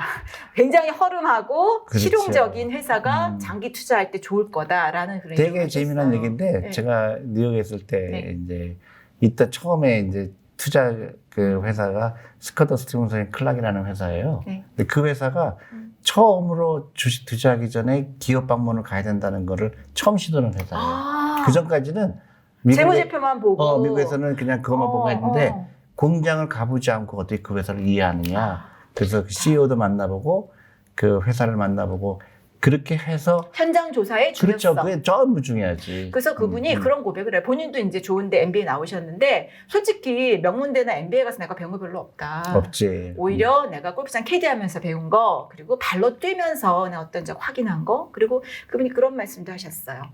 모든 사람이 똑같은 책을 읽고 똑같은 신문 읽고 그쵸? 똑같은 데 있으면 똑같은 의사결정밖에 못하고 새로운 기회 포착이 안 된다. 그러니까 남이 안 가는 데 가보고 그렇죠. 내가 새로운 생각을 하고 그래야 새로운 종목도 발굴하고 내가 정말 장기적인 가치 투자가 가능하다. 제가 있던 회사에서 그 펀드 매니저가 있었어요. 그 사람은 이제 부동산 펀드의 펀드 네네. 매니저예요. 그러면 그 사람은 이제 펀드를 가지고 이제 미국에 있는 부동산을 사거나 이제 미국 밖에 있는 네네네. 부동산 사면 제가 궁금했죠. 근데 부동산에 대해서 잘 모르니까 저는 너는 어느 걸 제일 중요하게 보냐 그랬더니 그 대답이 뭔지 아세요? 너무 신기했어요. 화장실 보고 투자한대요. 아, 화장실. 이 건물이 얼마큼 잘 관리가 됐는지 그러네. 화장실을 보면 회사에. 이 빌딩을 가치가 있겠다. 너무 신기하죠? 그러니까요. 또 하나 펀드 매니저는 그 한국에 왔을 때 저랑 같이 기업을 방문한 적이 있는데 유심히 다른 직원들이 하는 걸 슬쩍슬쩍 보는 거예요. 그래서 이 직원들이 막 그 당시에 막 게임을 한다든가 주식 투자 막 스크린을 본다든가 현장 확인. 그러면 이 회사 투자 안 하는 거예요. 그렇죠. 그리고 그것도 굉장히 중요하죠. 또 하나는 이제 막 빌딩을 크게 짓고 막 그 회사가 막 돈을 버는데 맞아요. 막 그 4억을 막 그 굉장히 몇천억 되고 줄 때 그때는 그 주식을 좀 팔아요. 마천루의 저주라는 게 있습니다. 제 책에도 여기 나오는데요, 여러분. 뭐 문명도 그렇고 기업도 그렇고 큰 건축물을 짓고 안락해지는 순간 그 문명이 몰락하고 또 기업도 이렇게 좀 꺾이는 그런 그게 게 이제 보여요. 개인들한테도 어플라이 되는 게 저도 이제 그 부자처럼 보이지 말라고 하는 게 이렇게 하잖아요. 그러니까 부자처럼 보이려 하는 순간 그때부터 가난하게 되는 거거든요. 네, 제가 그래서 저는 항상 이제 환장을 확인하니까 제가 조니 대표님 사무실에 갔어요. 근데 정말 지하실에 가장 조그만 방에 정신없는 막 그런, 그래서 제가 조니 대표님은 진짜 찐이시구나 제 생각도 했고, 그리고 이분이요 맨날 버스 타고 뭐 전철 타고 요새는 자전거 타고 다니세요. 그래서 정말 그 스트리트 스마트 정신을 유지하기 위해서 또 많은 노력하시는구나. 아니 그리고 존경스럽습니다. 저는 이제 사실 그런 거는 이렇게 막 이렇게 사람들이 이제 보통 오해하기도 대표라 하는데 그러면은 예. 막 이렇게 막 기사 딸린 차 몰고 막 아니 골프장 사실은 다니고. 그게 필요하면 그렇게 하죠. 네. 근데 한국은 더 불편해요. 오히려 여기 너무 왜냐면 잘 돼 자전거가 있어가지고. 너무 제가 오늘 이제 저녁 약속도 있고 막 하는데 자전거가 너무 쉬운 거예요. 그쵸. 근데 그 자전거를 타지 않았을 때 막 교통 막히죠. 그다음에 기사한테 전화 걸어야 되죠. 왜 그런 것보다 자전거 타고 가면은 훨씬 더 빠른데 이제 그거는 이제 인식의 차이인 것 같고 제가 정말로 제가 특히 오늘은 이제 교육에 대한 얘기를 네. 하는데 우리 어머님들한테 진짜 얘기하고 싶은 거예요. 우리 자녀들은 정말 이 리밋이 하늘이에요. 스카이 더 리밋. 정말 어떻게 아이들이 성장하고 근데 그럴지 몰라요. 그거를 우리가 잘못된 편견으로 아이를 박스에 가둬서 그 아이가 자라나고 싶은 거를 그냥 막아버리는 우를 범하면 안 된다. 근데 그래서 우리 아이들을 정말로 사교육에서 벗어나게 하고 또 우리 교육 담당자들은 이제 아이들을 21세기에 맞는 인재를 키우는 거는 국영수가 아니다. 상상력이고 밖으로 아이들을 이끌어야 그리고 돼요. 아이들을 부자로 만들자. 그러면 국력이 지금과는 전혀 다른 모습을 보일 거다. 지금 한국은 거기에 지금 시점에 와 있는데 지금 우리가 약간 갈림길이야. 갈림길이죠. 어떻게 가느냐에 따라서 특히 지금 코로나19로 큰 변화가 생겼기 때문에 사회적으로 우리가 지금 방향을 잘 설정하면 우리가 지도력을 발휘하면 정말 유대인을 능가하는 훨씬 그런 능가하죠. 민족도 될 수 있고 만약 지금 옛날 같은 방식으로 그냥 살게 되면 우리가 계속 일본처럼 옆에 나라처럼 되죠. 이렇게 될 수 있거든요. 그래서 제가 꼭 정말 드리고 싶은 말씀이 뭐냐면 이 책에도 나오지만 많은 사람들이 되게 어린 시절이 되게 좀 어렵거나 가난한 사람도 있었고 또 잘 현장에서 적응 못하는 이제 그런 사람도 되게 많았는데 그러니까 어떻게 보면 약자가 지도를 펼치고 뭔가 새로운 기회를 찾을 때 정말 대박이 나더라고요. 그리고 뭐 공부를 잘하고 이런 게 큰 의미가 없었던 게 제가 저랑 가장 가까운 예를 좀 들어드릴게요. 그러니까 제가 이제 사범대학 제가 지리교육과 출신인데 저희 황만희 교수님이라는 분이 계셨어요. 근데 굉장히 신사고 막 이렇게 대금도 배우시고 멋있는 분이셨는데 청빈하시고 근데 아들이 둘이 있었어요. 근데 과천에 옛날 연탄 아파트 2층에서 사셨거든요. 조그만 아파트 방 3개짜리. 근데 굉장히 검소하셨어요. 근데 큰 아들이 있고 둘째 아들이 있었는데 큰 아들은 공부를 진짜 잘해가지고 미국에서도 이제 유명대 나오고 이제 로스쿨까지 나서 지금 변호사예요. 근데 둘째 아들이 약간 굉장히 귀엽고 창의적인 애였나 봐요. 그래서 이제 과천에 초등학교 보내는데 맨날 혼나고 오는 거야. 수업 시간에 집중은 안 하고 맨날 창밖을 보거나 아니면은 공책에 쓰라는 건 안 쓰고 이렇게 막 만화를 그리는 거예요. 그래가지고 많이 걱정하셨어요. 근데 이제 사모님이 굉장히 마음이 넓은 분이셨어. 그래서 그 아들을 따뜻하게 품어주셨어요. 혼나고 와도 품어주고 넌 잘할 수 있다라고 해주시고 그리고 거기가 과천이 지금은 뭐 어떨지 모르겠는데 그때는 굉장히 이렇게 산으로 둘러싸여서 이렇게 노는 분위기였거든요. 애들이 굉장히 자유롭게. 그래서 정말 실컷 놀고 만화 그리고 학교 가서 혼나고 말썽꾸러기고 다시 집에 오고. 근데 이 친구가 중학교 고등학교 때 미국에 가요. 그래서 미술을 전공합니다. 아트를. 그래서 스탠포드 대학에 들어가요. 그래서 열심히 그림을 그리고 또 IT 공부도 하고 그런데 옆에 있는 룸메이트가 야 우리 좀 스타트업 하는데 너 좀 같이 하지 않을래? 우리 좀 디자이너가 필요해. 그래서 딱 들어갔는데 구글이야. 그래가지고 여러분 구글 보면 네이버도 그런 거 있지만 이렇게 검색창에 이렇게 재미있는 그림 같은 게 막 나오잖아요. 그거를 데니스 황이라는 그 친구가 그린 거라고요. 그리고 나중에 포켓몬고라는 게 이제 나오잖아요. 막 이렇게 다니면서 막 이렇게 괴물들을 없애는. 그래서 그 포켓몬고 때 그 친구가 이제 분사 나이언틱이라는 회사에서 그래서 그 친구가 그거를 개발해서 뭐 돈 엄청 벌었겠죠. 그 수익이. 그래서 배당도 받고 하니까. 그래서 그 교수님이요. 그 변호사 아들 집에서 안 사세요. 그게 너무 힘들다 이거야. 그 변호사 애는 맨날 시달리고 일도 너무 많고 그냥 찌들어 사는데 공부 잘하는 모범생, 그죠? 근데 정말 창의적으로 그렇게 그러니까 자기 뭐 꿈을 공부 펼치는 잘하는 아이들을 일부러 못하게 할 필요는 못하게 할 없겠지. 필요는 없지만, 공부를 싫어하는 아이들한테 공부를 강요하는 거는 너무나 짧은, 그러니까 좁게 본 우리의 시각이고. 좁은 시각이고요. 아이들이 뭘 하고 싶다는 그 마음이 너무나 저는 굉장히 중요한 에너지라고 생각하고 그러면 그래 우리 한번 너 그거 이걸 실현하려면은 어디 가서 하는 게 좋을까? 아까 어디, 그치? 아이스케키 어디, 그죠? 야 이거 어디 가서 하면 좋을까? 네가 어디로 가면 행복할까? 그거를 자꾸 이제 지도를 그렇죠. 펼치면서 얘기를 나누면 그리고 그게 진로 교육 아닌가요? 그게 나아갈 길이잖아요. 결정적으로 그래서 좀 좋겠어. 유태인들은 그 엄마가 교육을 하잖아요. 네. 근데 한국은 안타깝게도 엄마가 교육을 하는 대신에 학원에서 교육을 하거든요. 네, 그러면 아이가 잘 될 확률은 점점 떨어지죠. 학원은 그 시험을 잘 보게 당연하죠. 도와주는 것이고 그리고 얼마 전에 그 메가스터디 손준 회장이 그런 말씀하셨어요. 10년 안에 우리나라 입시 시장은 다 붕괴될 거다. 인구 그렇지. 구조상 이제 지도를 펼치고 아프리카로 동남아로 가야 이 아이의 살 길이 있다라는 말씀을 딱 하셔서 제가 맞습니다. 저 지리학자로서 동감합니다라고 이야기를 했거든요. 제가 지금 생각하니까 옛날에 그 굉장히 옛날 얘기죠. 90년대 초에 네. 손정희 씨를 만났어요. 아, 그러셨어요? 네, 그 우리 회사에 찾아와서 자기 회사의 주식에 대해서 설명하는 자리였는데 그때 이제 조그만 방에서 한 서너 명 있는 자리였는데 제가 물어봤어요. 손정희 씨한테 어떻게 그때 이제 창업한 지 얼마 안 될 때인데 그렇게 생각을 했냐 했더니 그도 지리에 관한 얘기했어요. 지금 생각하니까 이분이 뭐라 그랬냐면 미국에 와서 유학을 왔는데 고속도로를 보고 깜짝 놀랐다는 거예요. 어떻게 이거를 만들었을까? 고속도로로 이렇게 막 그 사막에 그런 도로를 만든 거 보고 깜짝 놀래갖고 맞아요. 이 사람이 일본에 와서 그 자기가 생각한 게 미국은 그 고속도로를 깔았지만 자기는 사이버 고속도로를 깔아야 되겠다 생각했다는 거예요. 그걸 보고 아이디어를 얻었구나. 그래서 나는 사이버 기술이다. 소프트웨어. 그래서 인터넷, 네.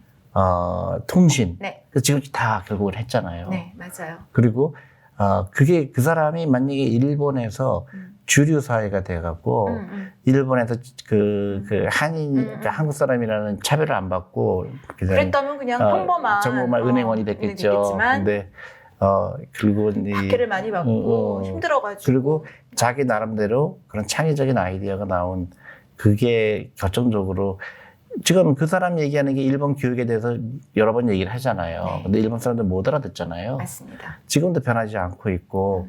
근데 그래서 저는 이제 우리나라가 이게 지로에 서 있다. 가냐, 일본처럼 되느냐. 네. 그건 결국은 가운데는 금융교육, 그 다음에 일반 우리 입시교육, 그 다음에 우리가 생각하고 있는 시험을 봐서 해결해야 된다는 남이 이미 만들어놓은 문제를 푸는 것보다 내가 문제를 발견하고 거기에 탐험하고 그렇죠. 그게 굉장히 포인트 같아요. 네. 교육에서 이때 중요한 것은 탐험하는 능력, 위험을 무릅쓰고 모험을 시도하는 능력 이런 게 중요해지고요. 손종이 얘기하니까 제가 딱 생각나는 게 딱 있어요. 제가 삼성 얘기도 할게요. 여러분. 삼성이 완벽해 보이죠? 근데 제가 볼 때는 그 완벽함을 추구하는 것 때문에 삼성이 좋은 기회를 놓친 게 있어요. 제가 이제 동남아 지역을 많이 다닌 전문가예요. 그래서 현장에 뭐 정보도 많고 또 지도자들도 많이 만나고 정책에. 근데 2013, 14년에 삼성이요 스마트폰으로 대박이 났습니다. 그래서 시장 압도적인 점유율이고요. 사람들이 이제 워낙 인프라가 안 좋은 데서 스마트폰이 나오니까 마법이잖아요. 그래서 막 디지털컨치가 폭발적으로 성장할 때였어요. 제가 딱 보니까 야 이거는 진짜 노다지 시장이고 그때 라인 이 유행했었습니다. 그래서 아직도 태국에선 많이 써요. 근데 태국이 노령화된 나라라서 그게 너무 안타까워. 잘 나가는 나라가 아니야. 금융이나 이런 IT에서. 근데 많이 조금 쓰고 있었거든요. 근데 그 시장을 놓친 거예요. 뭐냐면 여러분 생각을 해보세요. 그때 손정희는 세계주를 펼치고 동남아와 인도의 스타트업에 적극 투자해서 플랫폼 시장을 지금 완전히 장악을 했거든요. 그랩이라든지 이런 거 손정희의 작품이에요. 인도도 마찬가지고. 그런데 우리나라는 그때 라인은 그러니까 네이버죠. 일본에 투자를 한 거야. 일본은 망해가는 시장이고 지금도 팩스밀리로 뭘 받고 그렇죠. IT에 있어서는 굉장히 발전이 느린 나라고 또 인구가 고령화되어 있기 때문에 IT 인구도 정체되어 있는 나라. 손정은 이미 손절하고 그렇지. 손절하고 동남아로 갔잖아요. 일본이 희망이 인도로 없구나. 가고 새로운 시장을 갔는데 중국으로 가고 그때 네이버는 일본 시장을 우선했고 지금도 유럽이나 이런 데 미국을 중심으로 하는데요. 물론 그것도 나쁘지 않지만 우리가 가성비도 중요하고 또 구글이나 이런 기업에 비해서는 한국이 자본이 적잖아요. 그래서 그때 우리가 만일 인도네시아 시장을 갔다면 그리고 저는 삼성이 너무 아까운 게 그때 스마트폰이 이제 압도적 1위였잖아요. 그러면 삼성페이 뭐 이런 것들을 도입을 해서 바로 스마트폰으로 플랫폼을 시장을 장악을 했다면 상상력을 발휘해서 인도네시아는요. 인도네시아 동남아 6억 6천만 명만 있는 게 아니고요. 그게 거의 20억 명에 달하는 이슬람 무슬림 시장의 테스트베드거든요. 그러면 이게 삼성이 조금만 플랫폼적 사고를 하고 단지 스마트폰 MS 마켓 쉐어 1위만 지킬 것이 아니라 그죠? 그런 플랫폼 사고를 해서 삼성페이도 도입하고 뭔가 그런 플랫폼 시장을 장악하고 네이버나 카카오도 만일 그때 그렇게 갔다면 지금은 이제 미국 기업이나 중국 기업이 플랫폼 시장을 장악을 했는데 그때 한국 기업이 조금만 방향을 돌려서 모바일 인구가 높은 곳으로 갔다면 얼마나 좋았을까 싶어요. 그게 정확한 말씀이신데 그 쉽지가 않은 게 네. 저도 이제 한국에서 그 회사를 경영하다 보니까 그 직원들이 그런 교육을 받았어야 되거든요. 그러니까요. 그러니까 네. 그런 창의적인 교육 그거를 그 질문하는 문화가 없었고 그러니까 회사가 하라는 대로 그렇죠. 회사가 하는 대로 따라가면 되는데 굳이 내가 왜 새로운 나서서 시장 그게 이제 우리나라 전반적인 교육에 질문하지 않는 교육이 너무 일본하고 똑같은 거고요. 네. 그리고 제가 이제 미국의 부자들 다 네네. 왜 부자가 됐냐고 물어보니까 네. 넘버1이 네. 도덕성을 줬어요. 아, 예. 신기한 거예요. 그다음에 호기심 많은 사람. 호기심.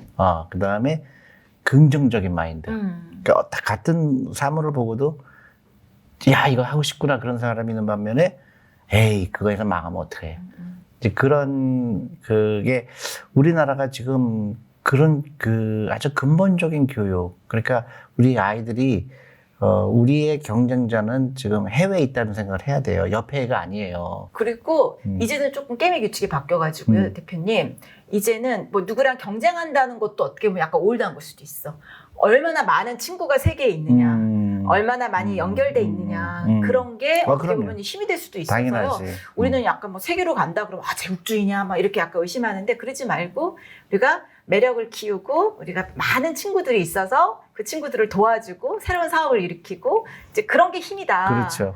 이렇게 해서 우리가 좀 개념도 좀 바꾸고 그러면 이제 얘가 막 맨날 논다 친구들이랑 걱정하지 마세요. 그러면 얘는요 페이스북을 하든 뭐 유튜브를 하든 좋아요가 막 이렇게 달리는 애인 거예요. 근데 그게 돈이잖아요, 여러분 지금. 그렇지. 그게 돈이에요. 지금은 이제 게임의 규칙이 많이 바뀐 시대라 그렇지. 친구도 많고 또 다양한 세계를 탐험하고 호기심도 많고 그래서 뭔가 저질러 보고 싶은 그런 애가 이제 인재가 되는 거고 가장 걱정스러운 애는 하고 싶은 게 없는 애.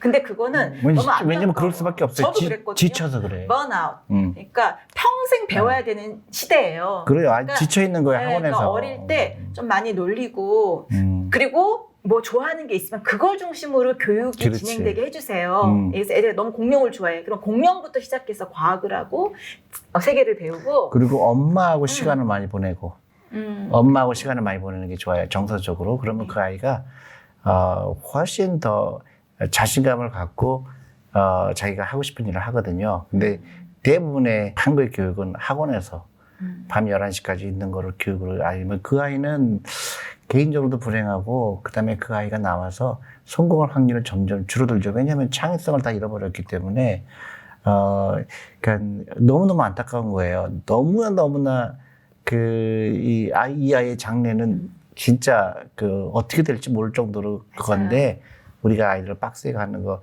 근데 다행히도 제가 이제 처음에 왔을 때는 이런 얘기를 하면 좀 너무 한가한 얘기다 이렇게 얘기를 비난을 많이 받았어요. 근데 지금은 학교 교장 선생님이 많이 강연 요청을 하고 잘 됐네. 예, 며칠 전에는 제가 포항여고에 가서 강연도 했는데 놀라운 거예요. 여학생들이 그렇게 막 밝고 좋을 수가 없어요. 막 사인을 요구하고 하는데 거기서 써달라는 게 있는 거예요. 뭐냐 했더니 우리 엄마 좀 가르쳐 주세요. 이런 것들을 새로운 세계가 우리 펼쳐지고 엄마는 있다는 거. 몰라요. 우리 엄마는 국영수만 잘하는 게 일상 전부라고 생각해요. 그거 아닙니다. 그래서 아이들이 그렇게 해서 이게 우리나라가 희망이 있구나.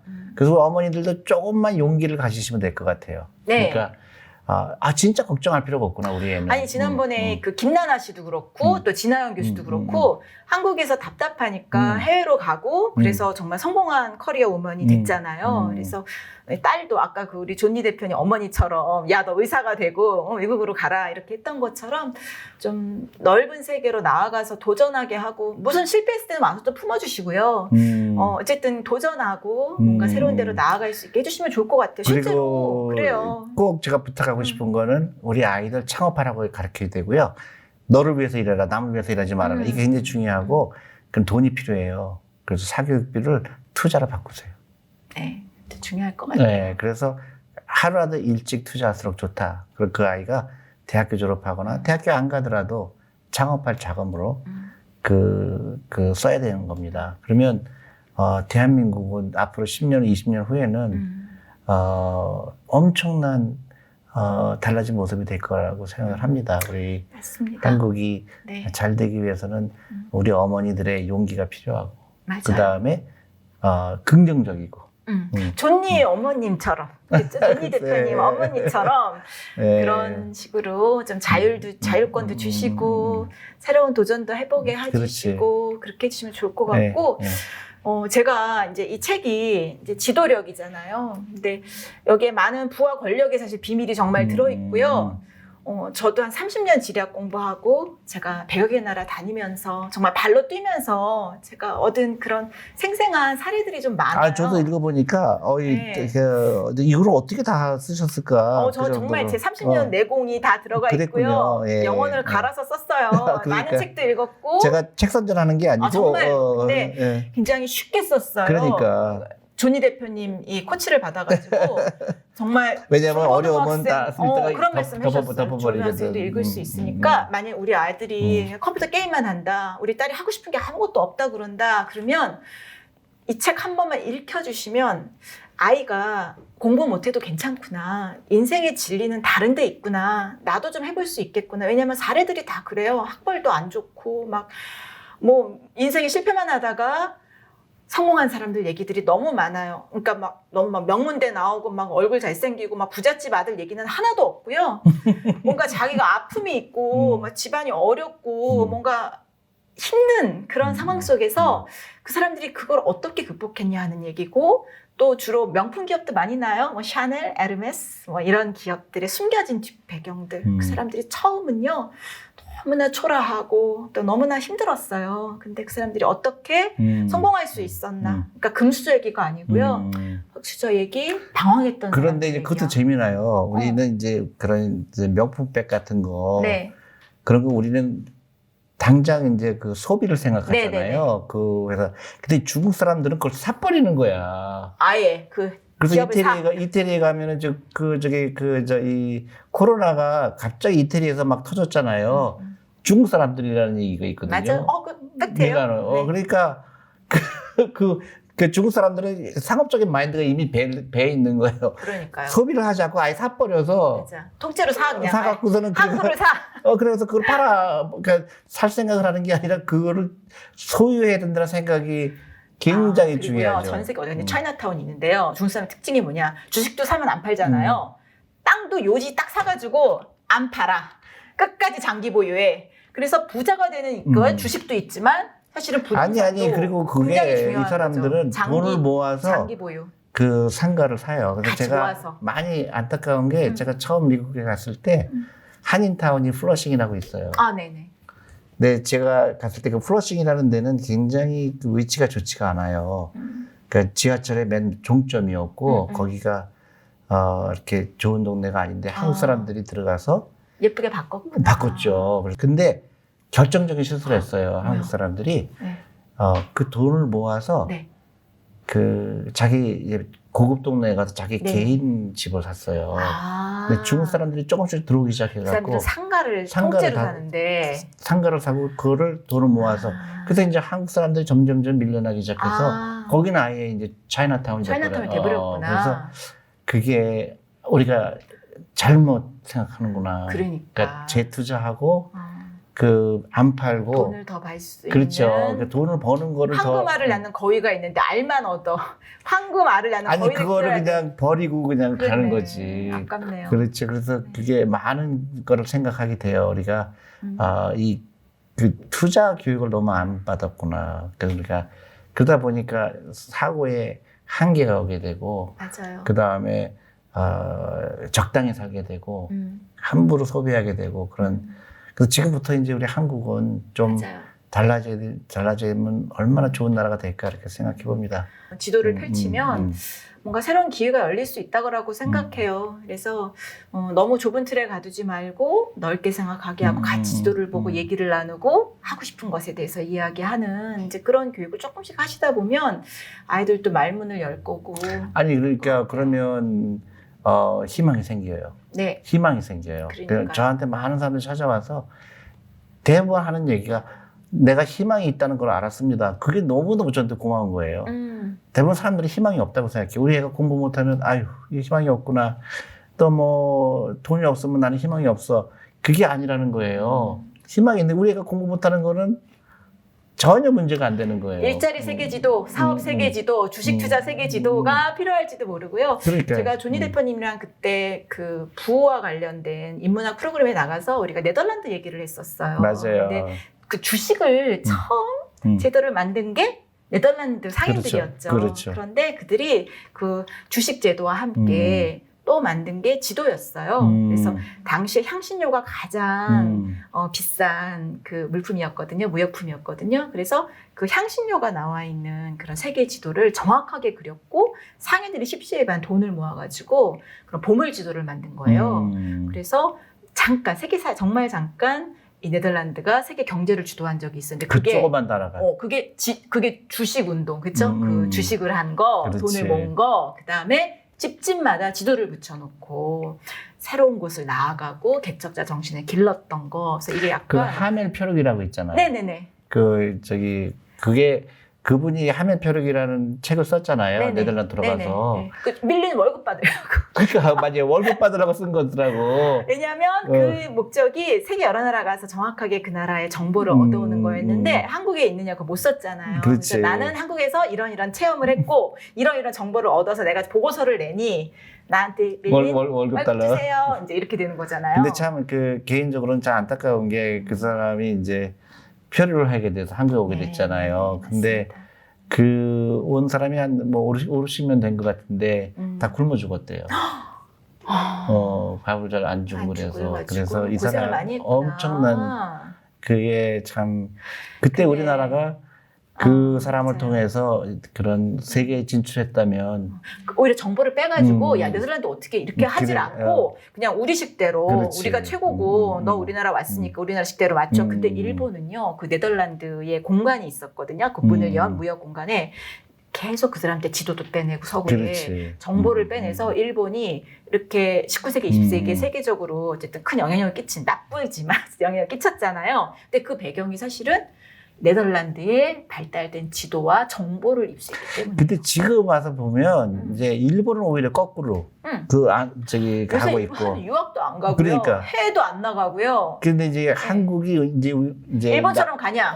나가게 된 그거니까 이게 굉장히 아이러니하지만 우리가 큰 픽처로 보면 한국이 지금 엄청난 기로에 있다. 일본처럼 그냥 국내에 박혀 있는 그런 그 사람을 양성하는 거냐, 시험만 잘 보고 그 틀에 맞추는 정말 성실하잖아요. 일본 사람들 그런 거냐, 아니면 정말 자유롭게 멍청하게 성실한 거지. 세계로 막 다니면서 조금 실패해도 괜찮다 생각하고. 그러니까 손정희가 그랬어요. IT나 21세기 산업은 농경민적으로 사고하거나 행동하면은 한계가 뚜렷하고 이게 수련민처럼 사냥꾼처럼 해야 된다. 실패도 그냥 다음에 또 하면 되지 이렇게 나가야 된다. 그래서 저는 좀 우리가 손정희 사례도 보면서 우리가 우리 아이들을 부자 만들자. 네, 선한 부자 그러려면, 만들자. 네. 그 부자 만드는 거는 공부하고 상관없다. 현실을 알아야 된다. 그리고 다 우리 아이들은 귀한 존재다. 그래서 부자가 돼서 어려운 사람을 도와줘 유태인처럼. 그리고 그거를 누가 시작하느냐? 우리 엄마들이 시작해야 되고 엄마들이 시작하면 시스템도 바뀔 거라고 생각을 합니다. 어머니의 힘이 예. 제가 조사해 보니까 유대인도 엄마의 힘이더라고요. 엄마가 어떤 사람이냐. 그리고 뭐 제프 베조스 희망을 놓지 말고요. 모든 예. 사람들이 다 큰 판을 벌인 사람들이 다 어릴 때 많이 놀고 자연을 탐험하고 그런 분들이더라고요. 뭐 일론 머스크 그렇고 제프 베조스도 그렇고. 그렇죠. 미국에 있는 장소를 보면 거의 99.9% 좌절을 겪은 사람들이에요. 갑자기 어려운 일이 닥쳤을 때 어쩔 수 없이 하다 보니까 엄청난 부자가 된 거죠. 맞아요. 그러니까 그 어떤 실망스러운 일이 있을 때 그게 엄청난 그 계기가 될 수 있다고 생각하고요. 제가 한국에서도 그런 사례가 너무 많은 거예요. 그러네요. 제가 야놀자도 그렇지. 그리고 김봉진 대표 배달의 민족 배달.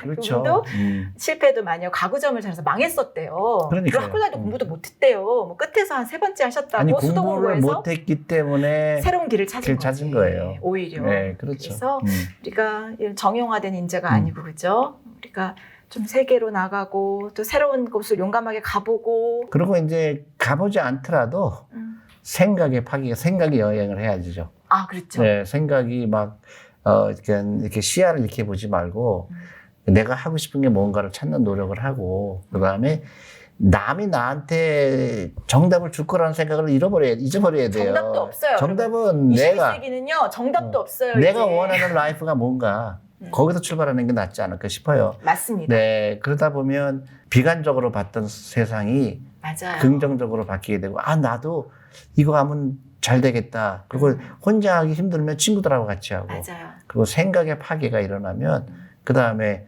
부모님들도 좋아하실 거고 또 어머님들도 아이들 행복하게 될 거고 아이가 학교에서 2시, 3시에 나와서 자기가 원하는 걸 하면 시간이 엄청나게 많거든요. 근데 그 아이가 학원에 가는 순간 그 꿈은 점점 이제 공간 경험이 단조로워지고 작아지게 되죠. 꿈도 작아지고 꿈도 꿀 수 없고 많은 어머니들이 그렇게 얘기를 해요.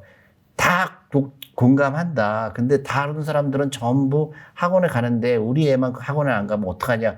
저는 그게 이해가 안 가요.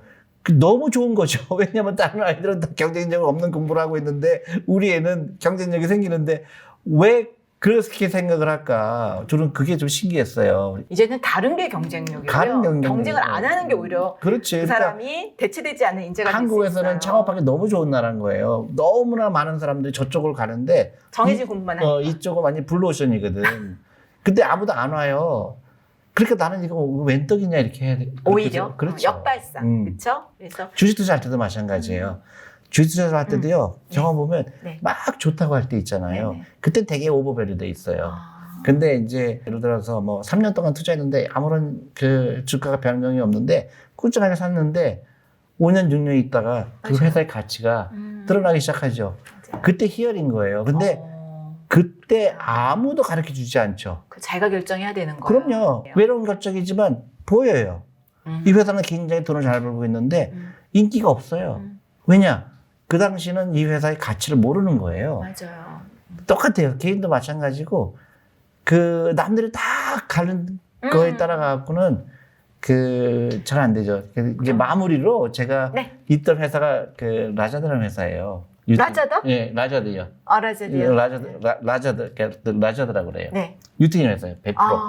프랑스에서 유태인들이 그 5형제인가 그래요. 미국에 와서 아메리칸 드림을 이룬 그런 그 스토리인데요. 골드러시 때 이 사람, 이 형제들은 그 돈을 버는 걸 아는 거예요.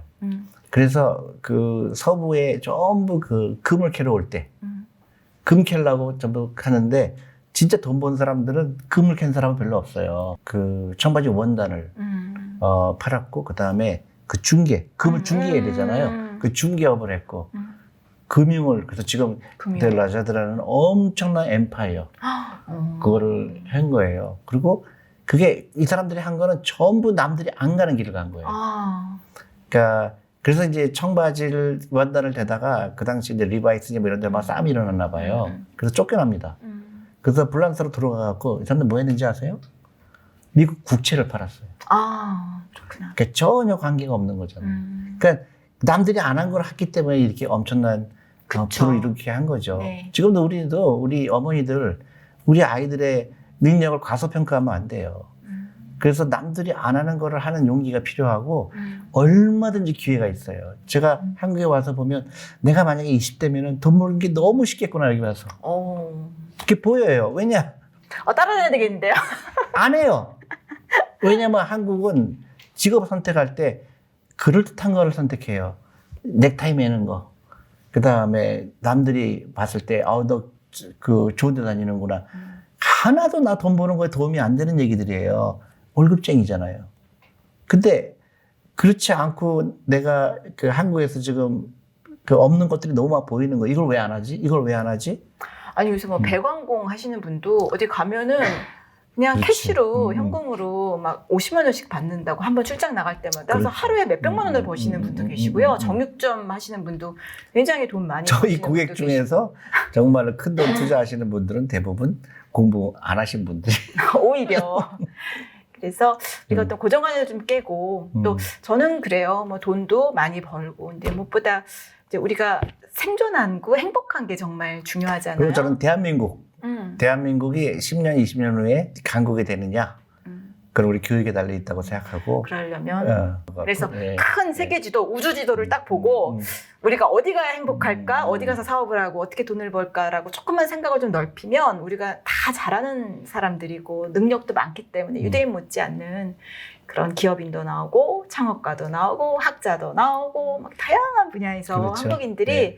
좀 활약했으면 좋겠습니다. 자신감을 좀 가지셨으면 좋겠어요. 외국에서 보면 솔직히 S대 서울대나 무슨 S대 다른 대나 똑같아요. 다 별로예요. 솔직히 서울대가 제대로 능력을 발휘하지 못하고 있어요. 외국에서는 한국에 대해서 굉장히 부러워해요. 이런 나라가 있나. 근데 특별한 이제 우리나라만 그거를 헬조선이라고 표현할 뿐이에요. 근데 우리가 세계에서 딱 펼치면 정말 우리만한 나라가 없고 또 잘할 수 있고 그 다음에 그 아주 그 로케이션, 한국이 한반도가 갖고 있는 로케이션의 의미가 이게 그 약할 때는 너무나 먹이가 되지만 강할 때는 뻗어나가기 좋은 이게 거죠. 무지무지한 포텐셜이죠. 그래서 그 동원산업 회장님은 거꾸로 지도라 그래가지고 한국은 이렇게 항구다 나가기 좋다. 일본 방파제고 이때 그렇지. 중국이나 이런 애들은 그냥 우리 그냥 부두다. 아니 그러니까 거기 우리 소비자들이지. 그러니까 그런 식으로 그렇게 하시고 자신감을 가질 누구는 필요가 바다로 있어요. 나가셨잖아요. 그래서 각자 좀 자기만의 지도를 가지고 내가 어디로 나갈까 이렇게 좀 생각하고 우리 조니 대표님처럼 막 뉴욕도 가고 그 제가 미국에 있어서 많은 걸 많이 보게 배우셨죠. 되면서 그렇죠. 부자들이 어떤 사람들이 부자고 어떤 사람들이 안 돼 있고 맞아요. 왜 미국에 가난한 사람들 왜 가난할까? 그리고 유태인들은 왜 부자일까? 많은 생각을 하게 됐고 그게 이제 그 다양성, 맞아요. 미국의 다양성을 경험하게 됐고 한국도 이것만 하면 너무 좋을 텐데 미국이 안 갖고 있는 한국의 장점이 너무나 많은데 범죄도 없고 맞아요. 또 통신도 발달돼 있고 인터넷 세계에서 가장 빠르고 다 갖췄는데 왜? 이 소프트웨어가 문제구나.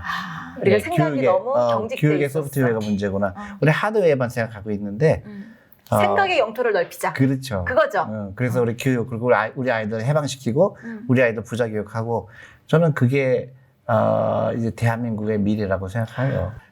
우리 시청자분들도 네. 좀 우리 자녀들 그리고 우리 경제 교육 그리고 이런 지도의 중요성 그리고 네. 세계 지도. 창의적인 생각하는 그런 훈련을 자녀들한테도 하면 저는 여러분들 미래도 훨씬 더 밝아질 수 있고 더 무엇보다 중요한 거는 아이들이 행복할 것이고 더 행복한 부자가 되고 선한 부자가 될 수 있다고 보십니다. 맞습니다. 오늘 그래서 아주 특별한 시간이 됐기를 바라고요.